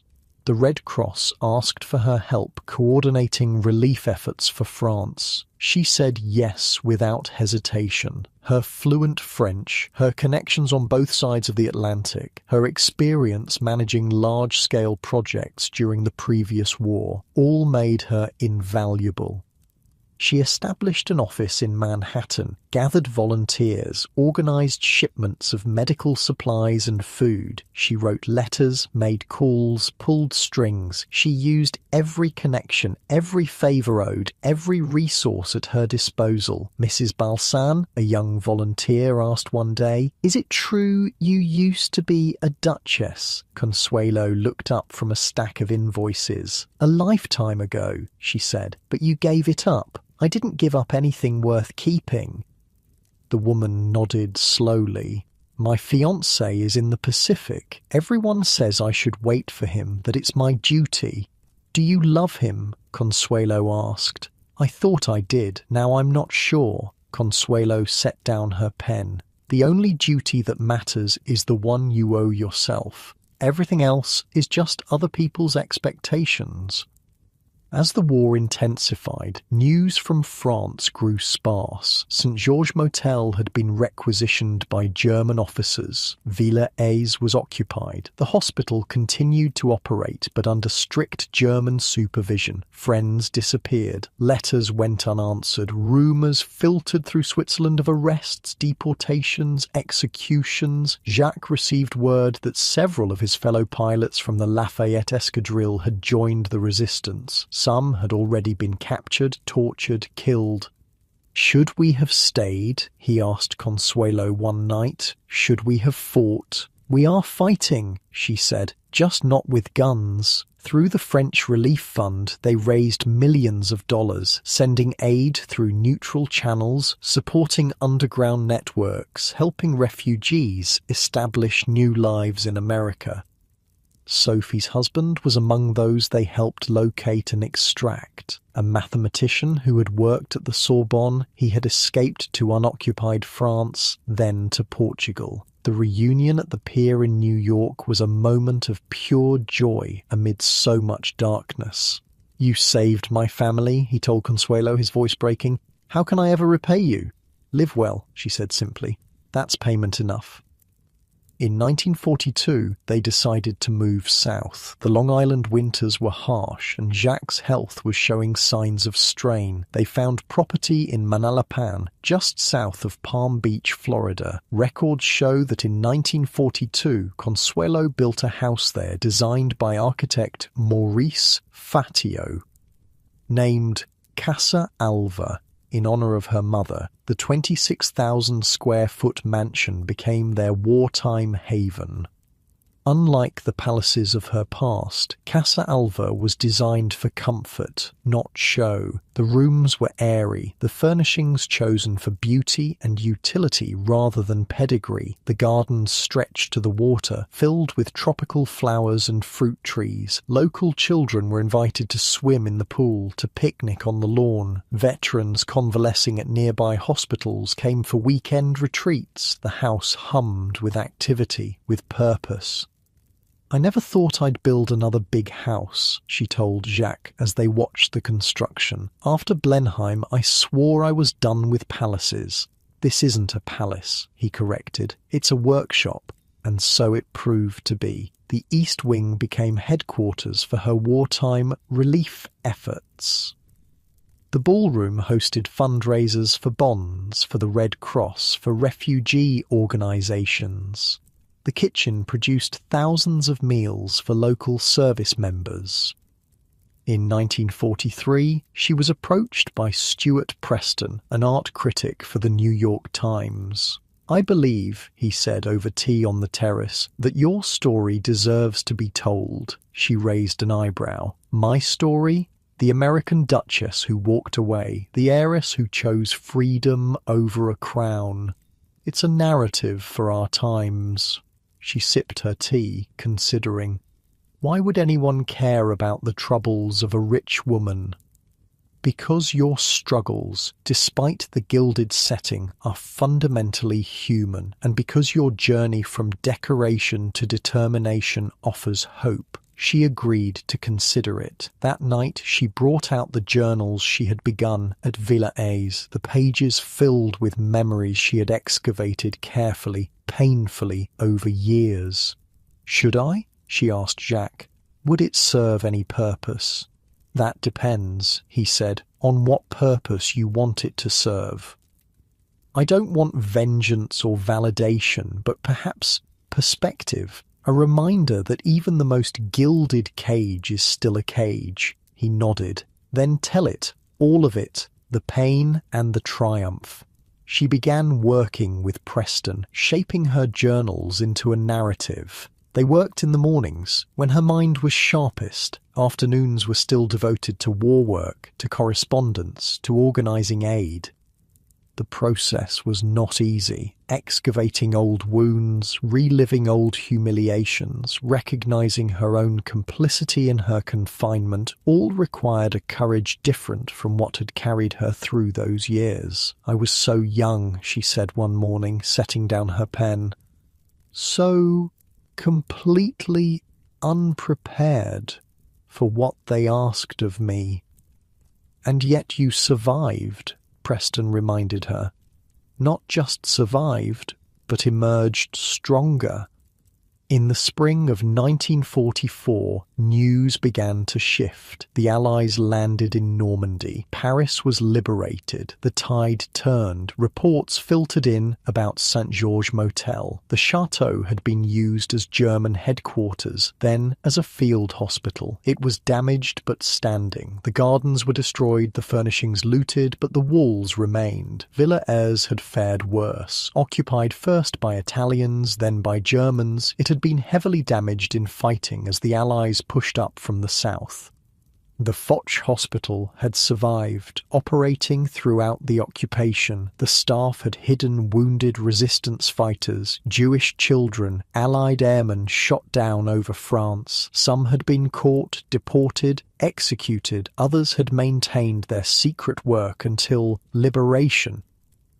"We'll rebuild," Jacques promised.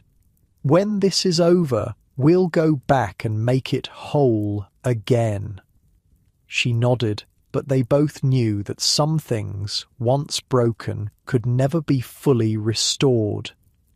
In the fall of 1945, the war ended. Europe lay in ruins. Millions were dead, millions more displaced. The world had changed fundamentally, and so had they. They were American now, not just by passport, but by choice. Their lives, their work, their future was here. They maintained their connections to France, sent aid for reconstruction, supported the hospital through its rebuilding, but they did not return to live. "I've had enough of empires falling," Consuelo said when asked why. "I prefer to be where things are being built, not where they're crumbling." Her sons visited when they could. Blandford, now the 10th Duke of Marlborough, brought his family to Casa Alva. The grandchildren filled the house with laughter, with future. Ivor, her younger son, came more often. He had never felt the weight of title and expectation as heavily as his brother. He and Jacques became close, sharing a love of flying, of adventure. In these years of relative peace, Consuelo continued her work with local hospitals, with children's charities, with cultural institutions. She served on boards, raised funds, lent her name and time to causes she believed in. But increasingly she turned inward, to reflection, to writing, to the pleasure of a life lived on her own terms. The memoir took shape slowly, carefully. She was determined to be honest but not cruel, reflective but not bitter. She wanted to tell the truth of her experience without condemning those who had shaped it. "What will you call it?" Jacques asked one evening as she reviewed the manuscript. She thought for a moment. "The glitter and the gold." "Perfect," he nodded. "Which was which?" She smiled. "That's for the reader to decide." When the book was finally published in 1953, it caused a sensation. For 8 months, it remained on the New York Times bestseller list. Critics praised its candor, its insight, its elegant restraint.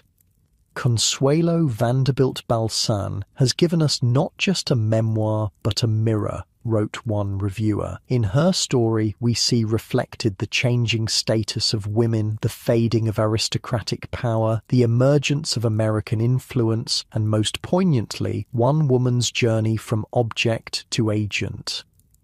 Letters arrived from around the world, women who had made similar journeys from constraint to freedom, men who had never considered the price of female compliance, young people inspired by her courage to make their own choices.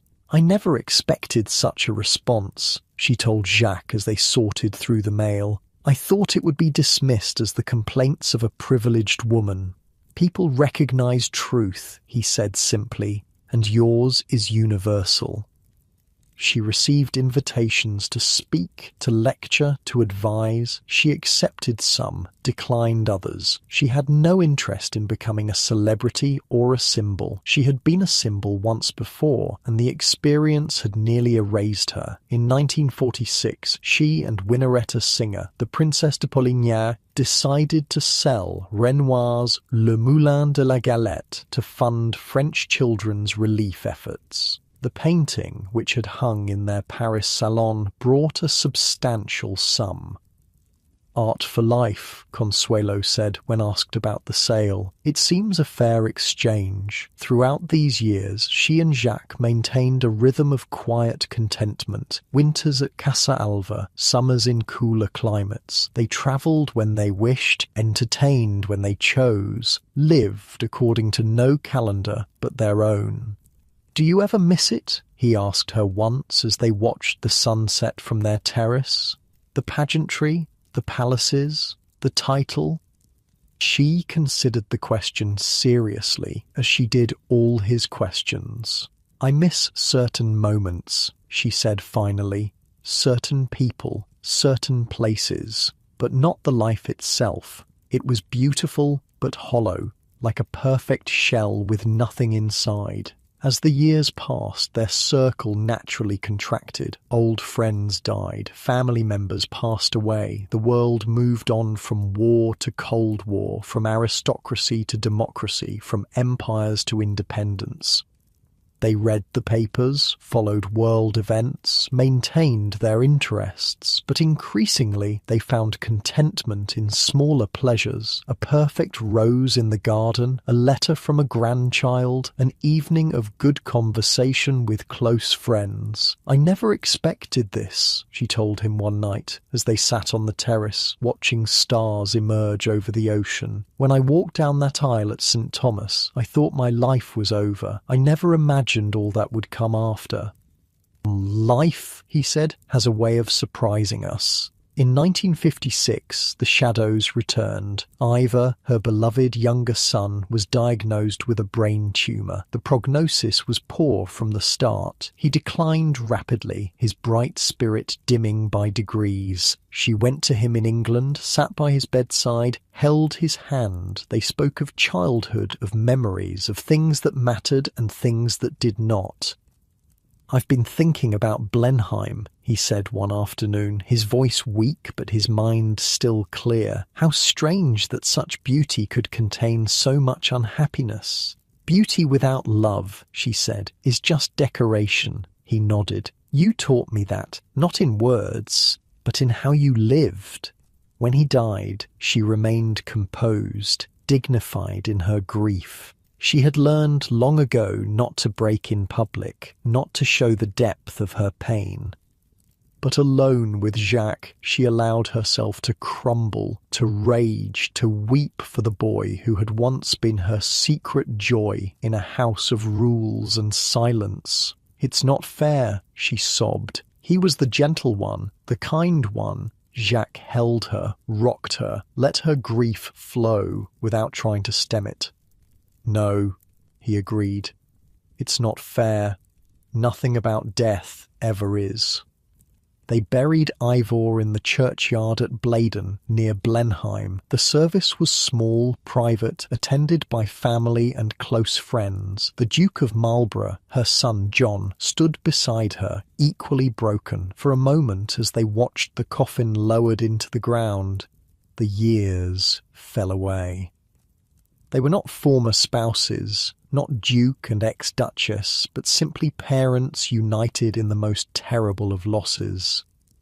Less than 2 months after Ivor's death, another blow fell. Jacques, who had seemed indestructible despite his years, became ill. It began with fatigue, with shortness of breath, symptoms they both attributed to grief, to age, to the humid Florida summer, but it progressed quickly.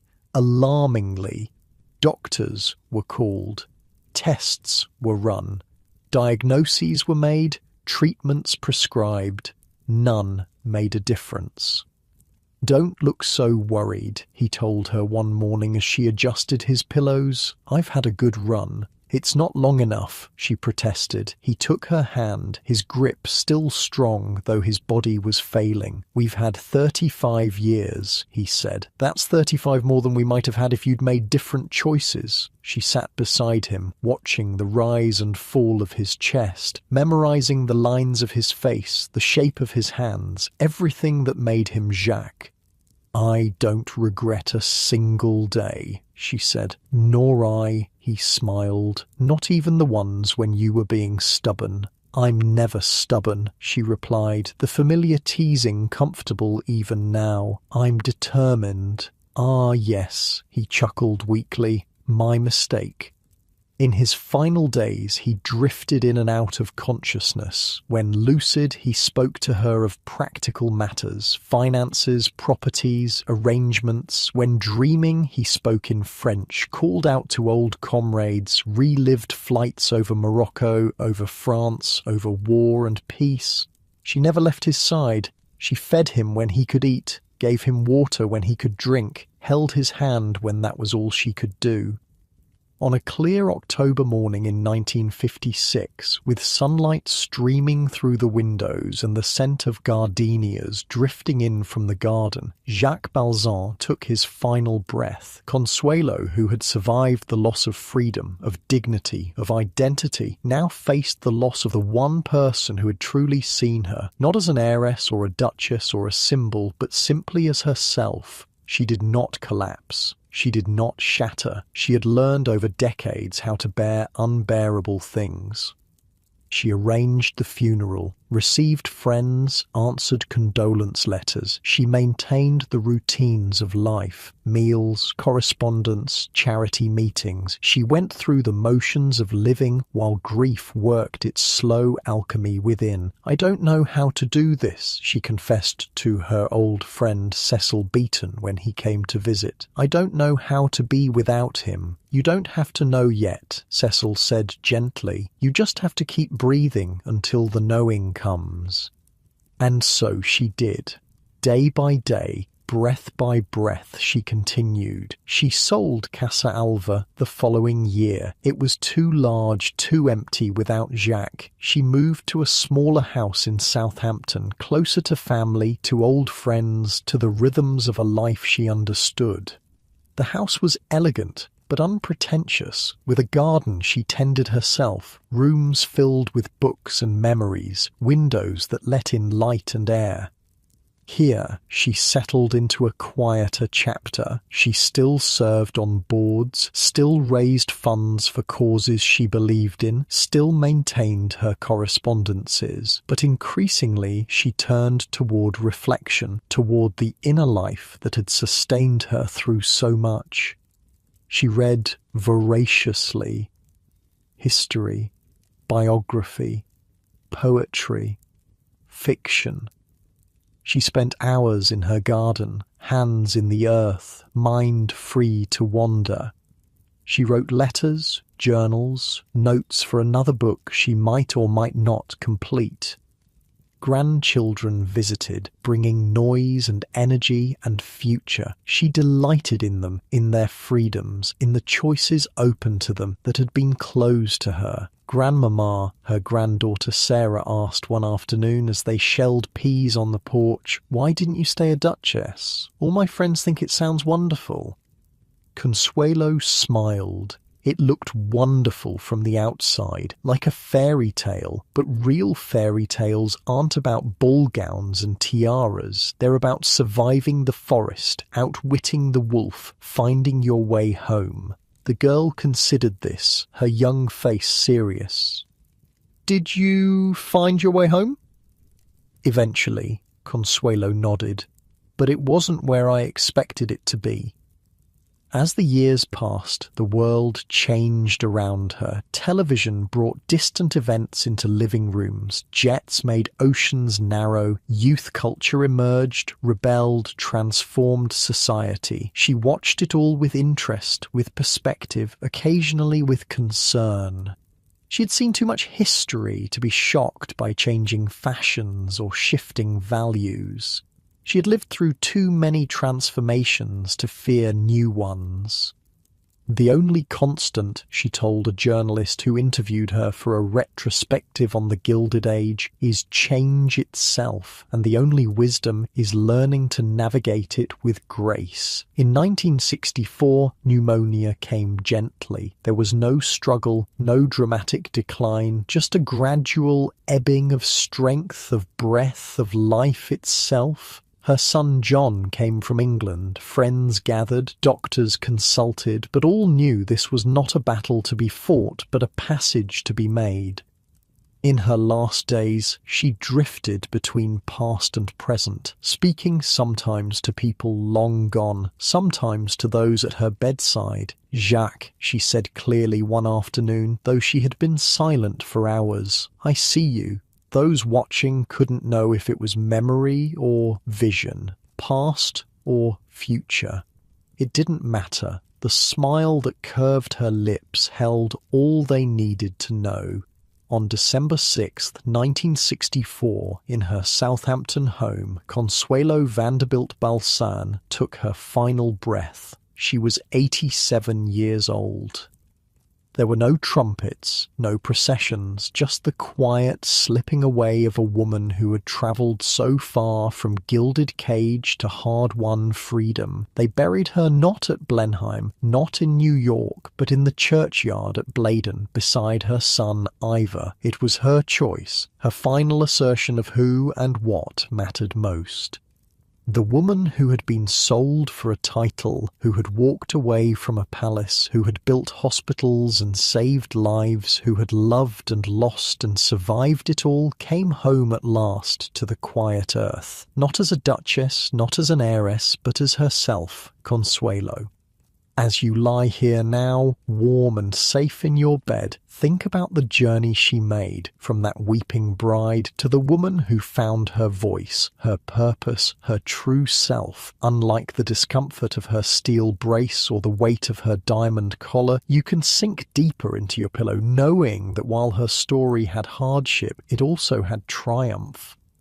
The world that shaped her is gone now. The palaces remain as museums, the titles as echoes, but her story of constraint and freedom, of sacrifice and survival, of finding purpose beyond pageantry, remains as relevant as ever. For in the end, her greatest achievement was not the hospital she built or the lives she saved or the memoir she wrote, though all were significant. It was the simple, profound act of becoming herself, of shedding the glitter to find the gold. In the years following Consuelo's death, her story might have faded into the shadows of history, just another tale of wealth and aristocracy from a bygone era. But something about her journey continued to resonate, to echo through generations far removed from the Gilded Age. Perhaps it was the universal elements of her story, a young woman forced into a life not of her choosing, who gradually, painfully found her way to freedom. Perhaps it was the contrast between the glittering surface of her existence and the hollow reality beneath. Or perhaps it was simply the quiet courage with which she eventually reclaimed her life. Whatever the reason, Consuelo Vanderbilt Balsan refused to disappear. I met her once. An elderly docent at Blenheim Palace told a group of tourists in 1980 I was just a girl, maybe 10 years old. She had come back to visit her son, the Duke. Everyone was whispering about her, the American Duchess who'd walked away. The tourists leaned closer, hungry for personal details about this woman whose portrait still hung in the Great Hall. She saw me staring and came over, asked my name. Then she knelt down, in this gorgeous outfit, mind you, and asked if I'd like to see the secret passage behind the library. Not even the tour guides knew about it, just her and the children who'd once played there. What was she like? Someone asked. The docent smiled. Kind. That's what I remember most. Not grand or distant, just kind. These small stories, these personal remembrances kept Consuelo present in the world she'd left behind, not as a duchess or an heiress, but as a human being who had touched other lives. At the Foch Hospital in Suresnes, her legacy continued in more concrete form. Though damaged during World War II, the hospital had been rebuilt and expanded. By the 1970s, it had become one of the premier medical facilities in France, particularly known for its renal transplant program. A plaque in the main lobby acknowledged its founders, including Madame Jacques Balsan, formerly Consuelo Vanderbilt, Duchess of Marlborough. But more important than the plaque were the thousands of lives saved, the pain eased, the care given to those who might otherwise have been overlooked. This, perhaps, was her truest monument, not built of marble or gold, but of compassion made tangible. In New York, the charitable organizations she had supported continued their work, often unaware of the role she had played in their founding or funding. The homes for prisoners' wives, the programs for unwed mothers, the scholarships for working-class women, and all carried forward the vision of a woman who had once been dismissed as merely decorative. Her grandson John, the 11th Duke of Marlborough, kept her memory alive at Blenheim. In interviews, he spoke of her with affection and respect, acknowledging the difficult circumstances of her marriage to his grandfather, but emphasizing her strength, her dignity, her eventual triumph. She found herself, he told a journalist in 1982, in spite of everything that conspired to prevent it. That's no small achievement. Her memoir, The Glitter and the Gold, was republished in 1975, finding a new audience among women of the feminist movement. They recognized in Consuelo's story their own struggles against constraint, their own journey towards self-determination. "What strikes me about Consuelo Vanderbilt," wrote Gloria Steinem in a review, "is not how much the world has changed since her time, but how much remains the same. The cages may be less visible, the bars more flexible, but the pressure to conform, to sacrifice authenticity for acceptance continues to shape women's lives." Young women reading her story in college dorm rooms or suburban bedrooms found in this woman from another century a kindred spirit, someone who understood the cost of compliance and the value of rebellion.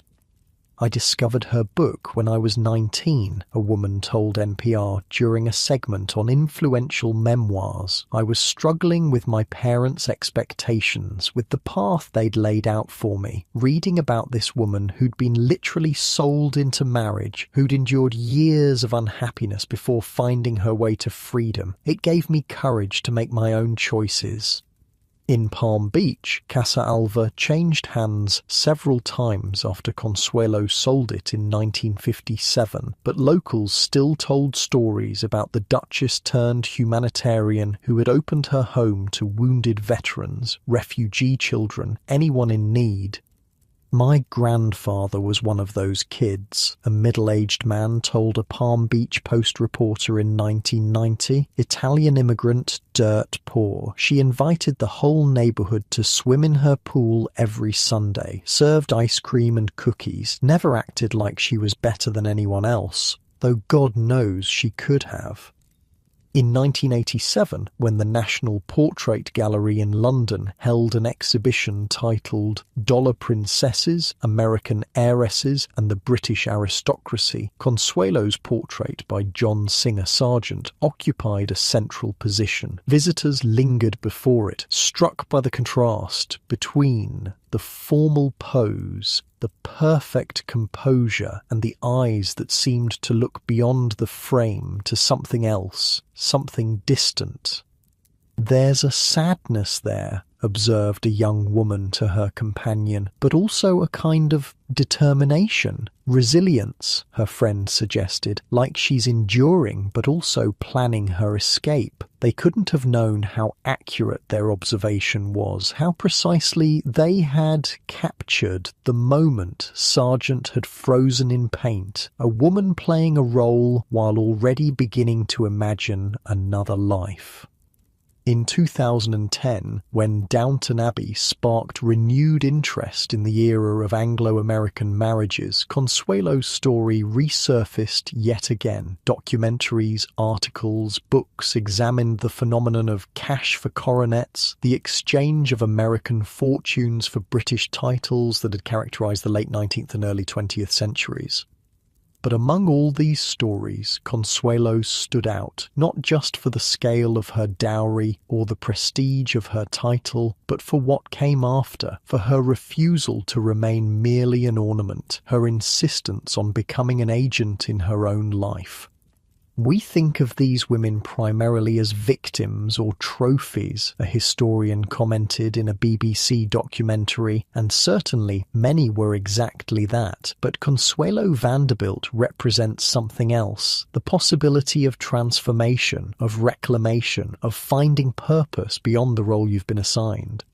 At St. George Motel, the chateau that had meant so much to Consuelo and Jacques, new owners discovered a cache of letters in 2005 while renovating a previously sealed room. Correspondence between the Balsans and local families, records of children hosted at the summer camps, plans for the hospital, all testified to lives dedicated not to display but to service. "I never expected to find this history here," the new owner told a French newspaper. "We knew the chateau had once belonged to an American duchess and a French aviator, but we didn't know they had touched so many lives." The letters were eventually donated to a French historical society, adding another layer to the understanding of a woman who had once been reduced to a single dimension: the dollar princess, the American duchess. In Southampton, where Consuelo had spent her final years, her presence lingered in subtler ways. The garden she had tended, though transformed by subsequent owners, still bloomed with some of the roses she had planted. The church where she had quietly worshipped still displayed the modest plaque acknowledging her donation to restore the stained glass windows, and occasionally, very occasionally, someone would remember. "My grandmother cleaned house for her," an elderly woman told a newcomer at a community luncheon in 2012, said she was the least demanding rich person she'd ever worked for, always asked about her family, remembered their names, sent presents at Christmas. Just decent, not putting on airs.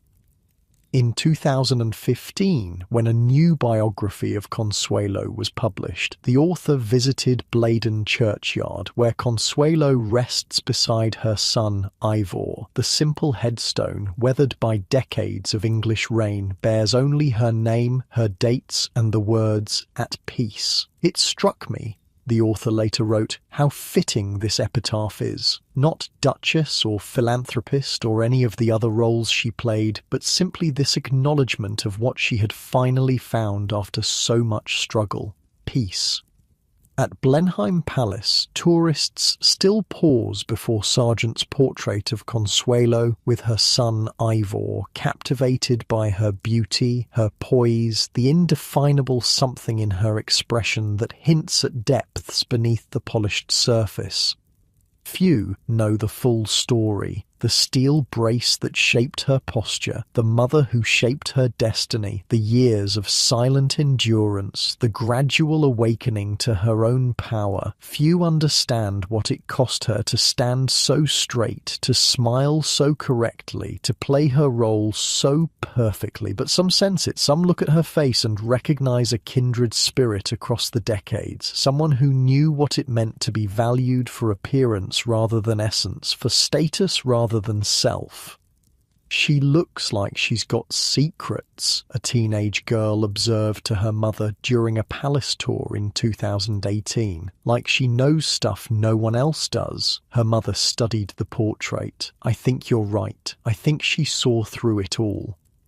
In 2020, when the COVID-19 pandemic swept across the world, forcing people into isolation, confining them within their homes, Consuelo's memoir found yet another audience. Readers discovered in her story of confinement and eventual liberation a resonance with their own restricted circumstances, their own longing for freedom.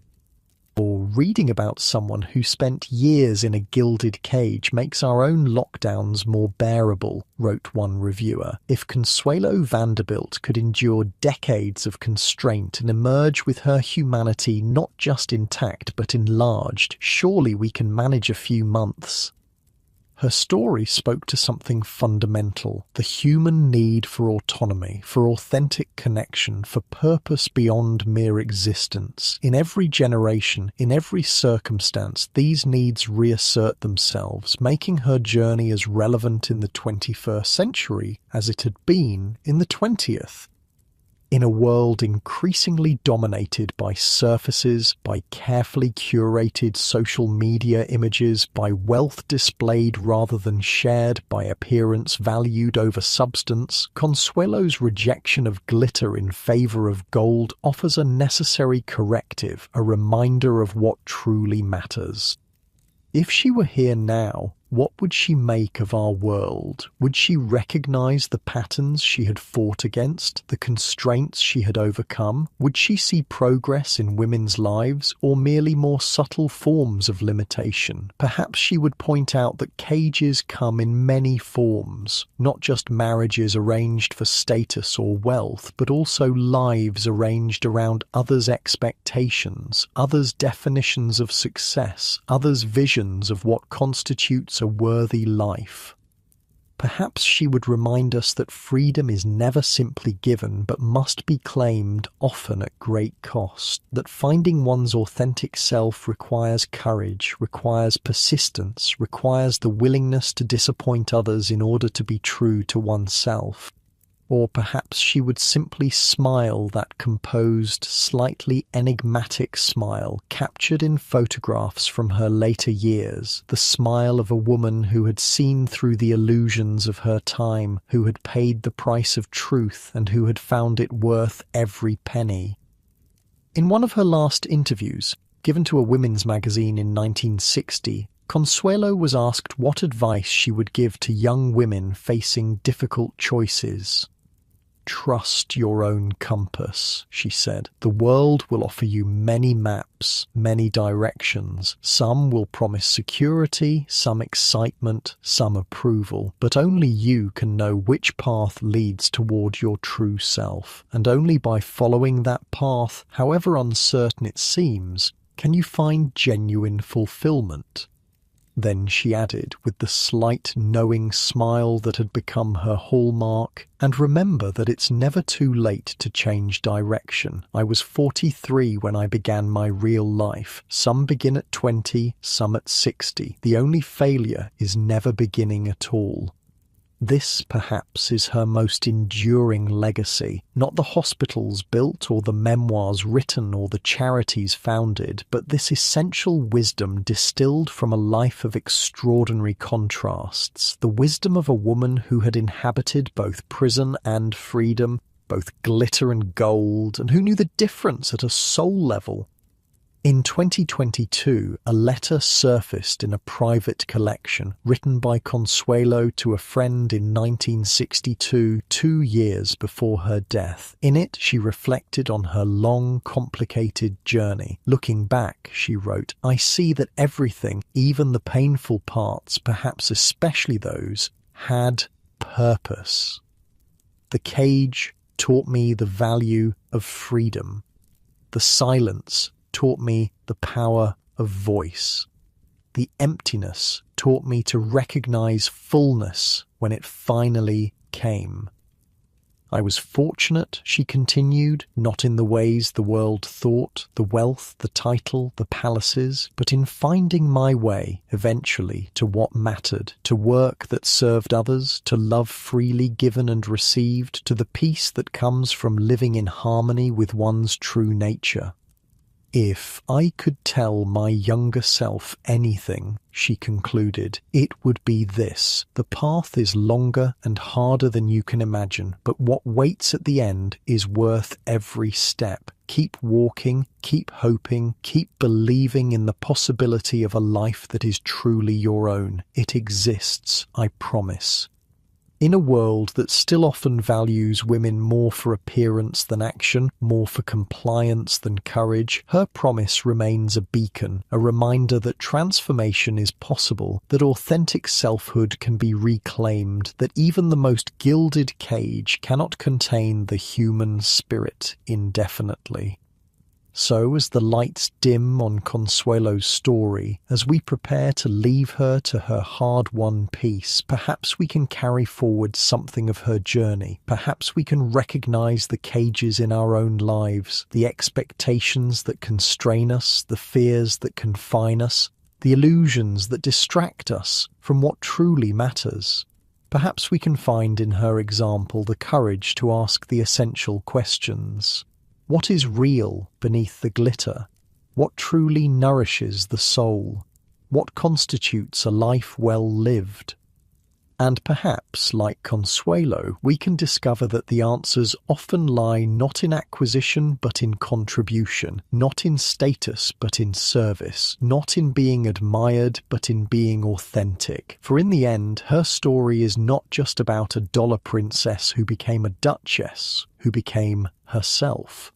It is about the universal human journey from constraint to freedom, from role to soul, from living others' definitions to defining life on one's own terms. It is a journey we are all invited to make, regardless of era or circumstance. A journey that begins with the recognition that the most beautiful cage is still a cage, and ends with the discovery that true fulfillment lies not in conforming to others' expectations, but in becoming who we most deeply are. As Consuelo wrote in the final pages of her memoir, the glitter fades, it always does, but the gold, the true gold of human connection, of meaningful work, of authentic selfhood that endures, that remains when all else is dust. And so we leave her, this woman of many names and many lives, Consuelo Vanderbilt, Duchess of Marlborough, Mrs. Jacques Balsan, finally at peace beneath the quiet English sky, having completed her remarkable journey from object to subject, from possession to person, from someone else's story to the author of her own life. Her grave is simple, unadorned, a stark contrast to the palaces and mansions that once defined her, but perhaps that simplicity is the most fitting monument of all, for in the end she discovered what so many seek and so few find, that true wealth has nothing to do with money, true nobility nothing to do with titles, and true happiness nothing to do with others' approval. She discovered, in short, the difference between glitter and gold, and in sharing that discovery through her life, her work, and her words, she left behind a legacy more valuable than all the Vanderbilt millions, a legacy of courage, of transformation, of the radical possibility of beginning again, no matter how the story starts.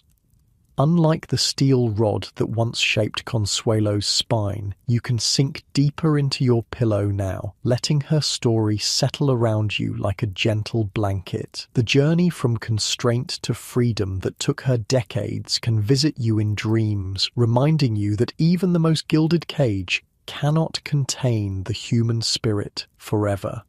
Rest now, knowing that somewhere beyond the glitter, the true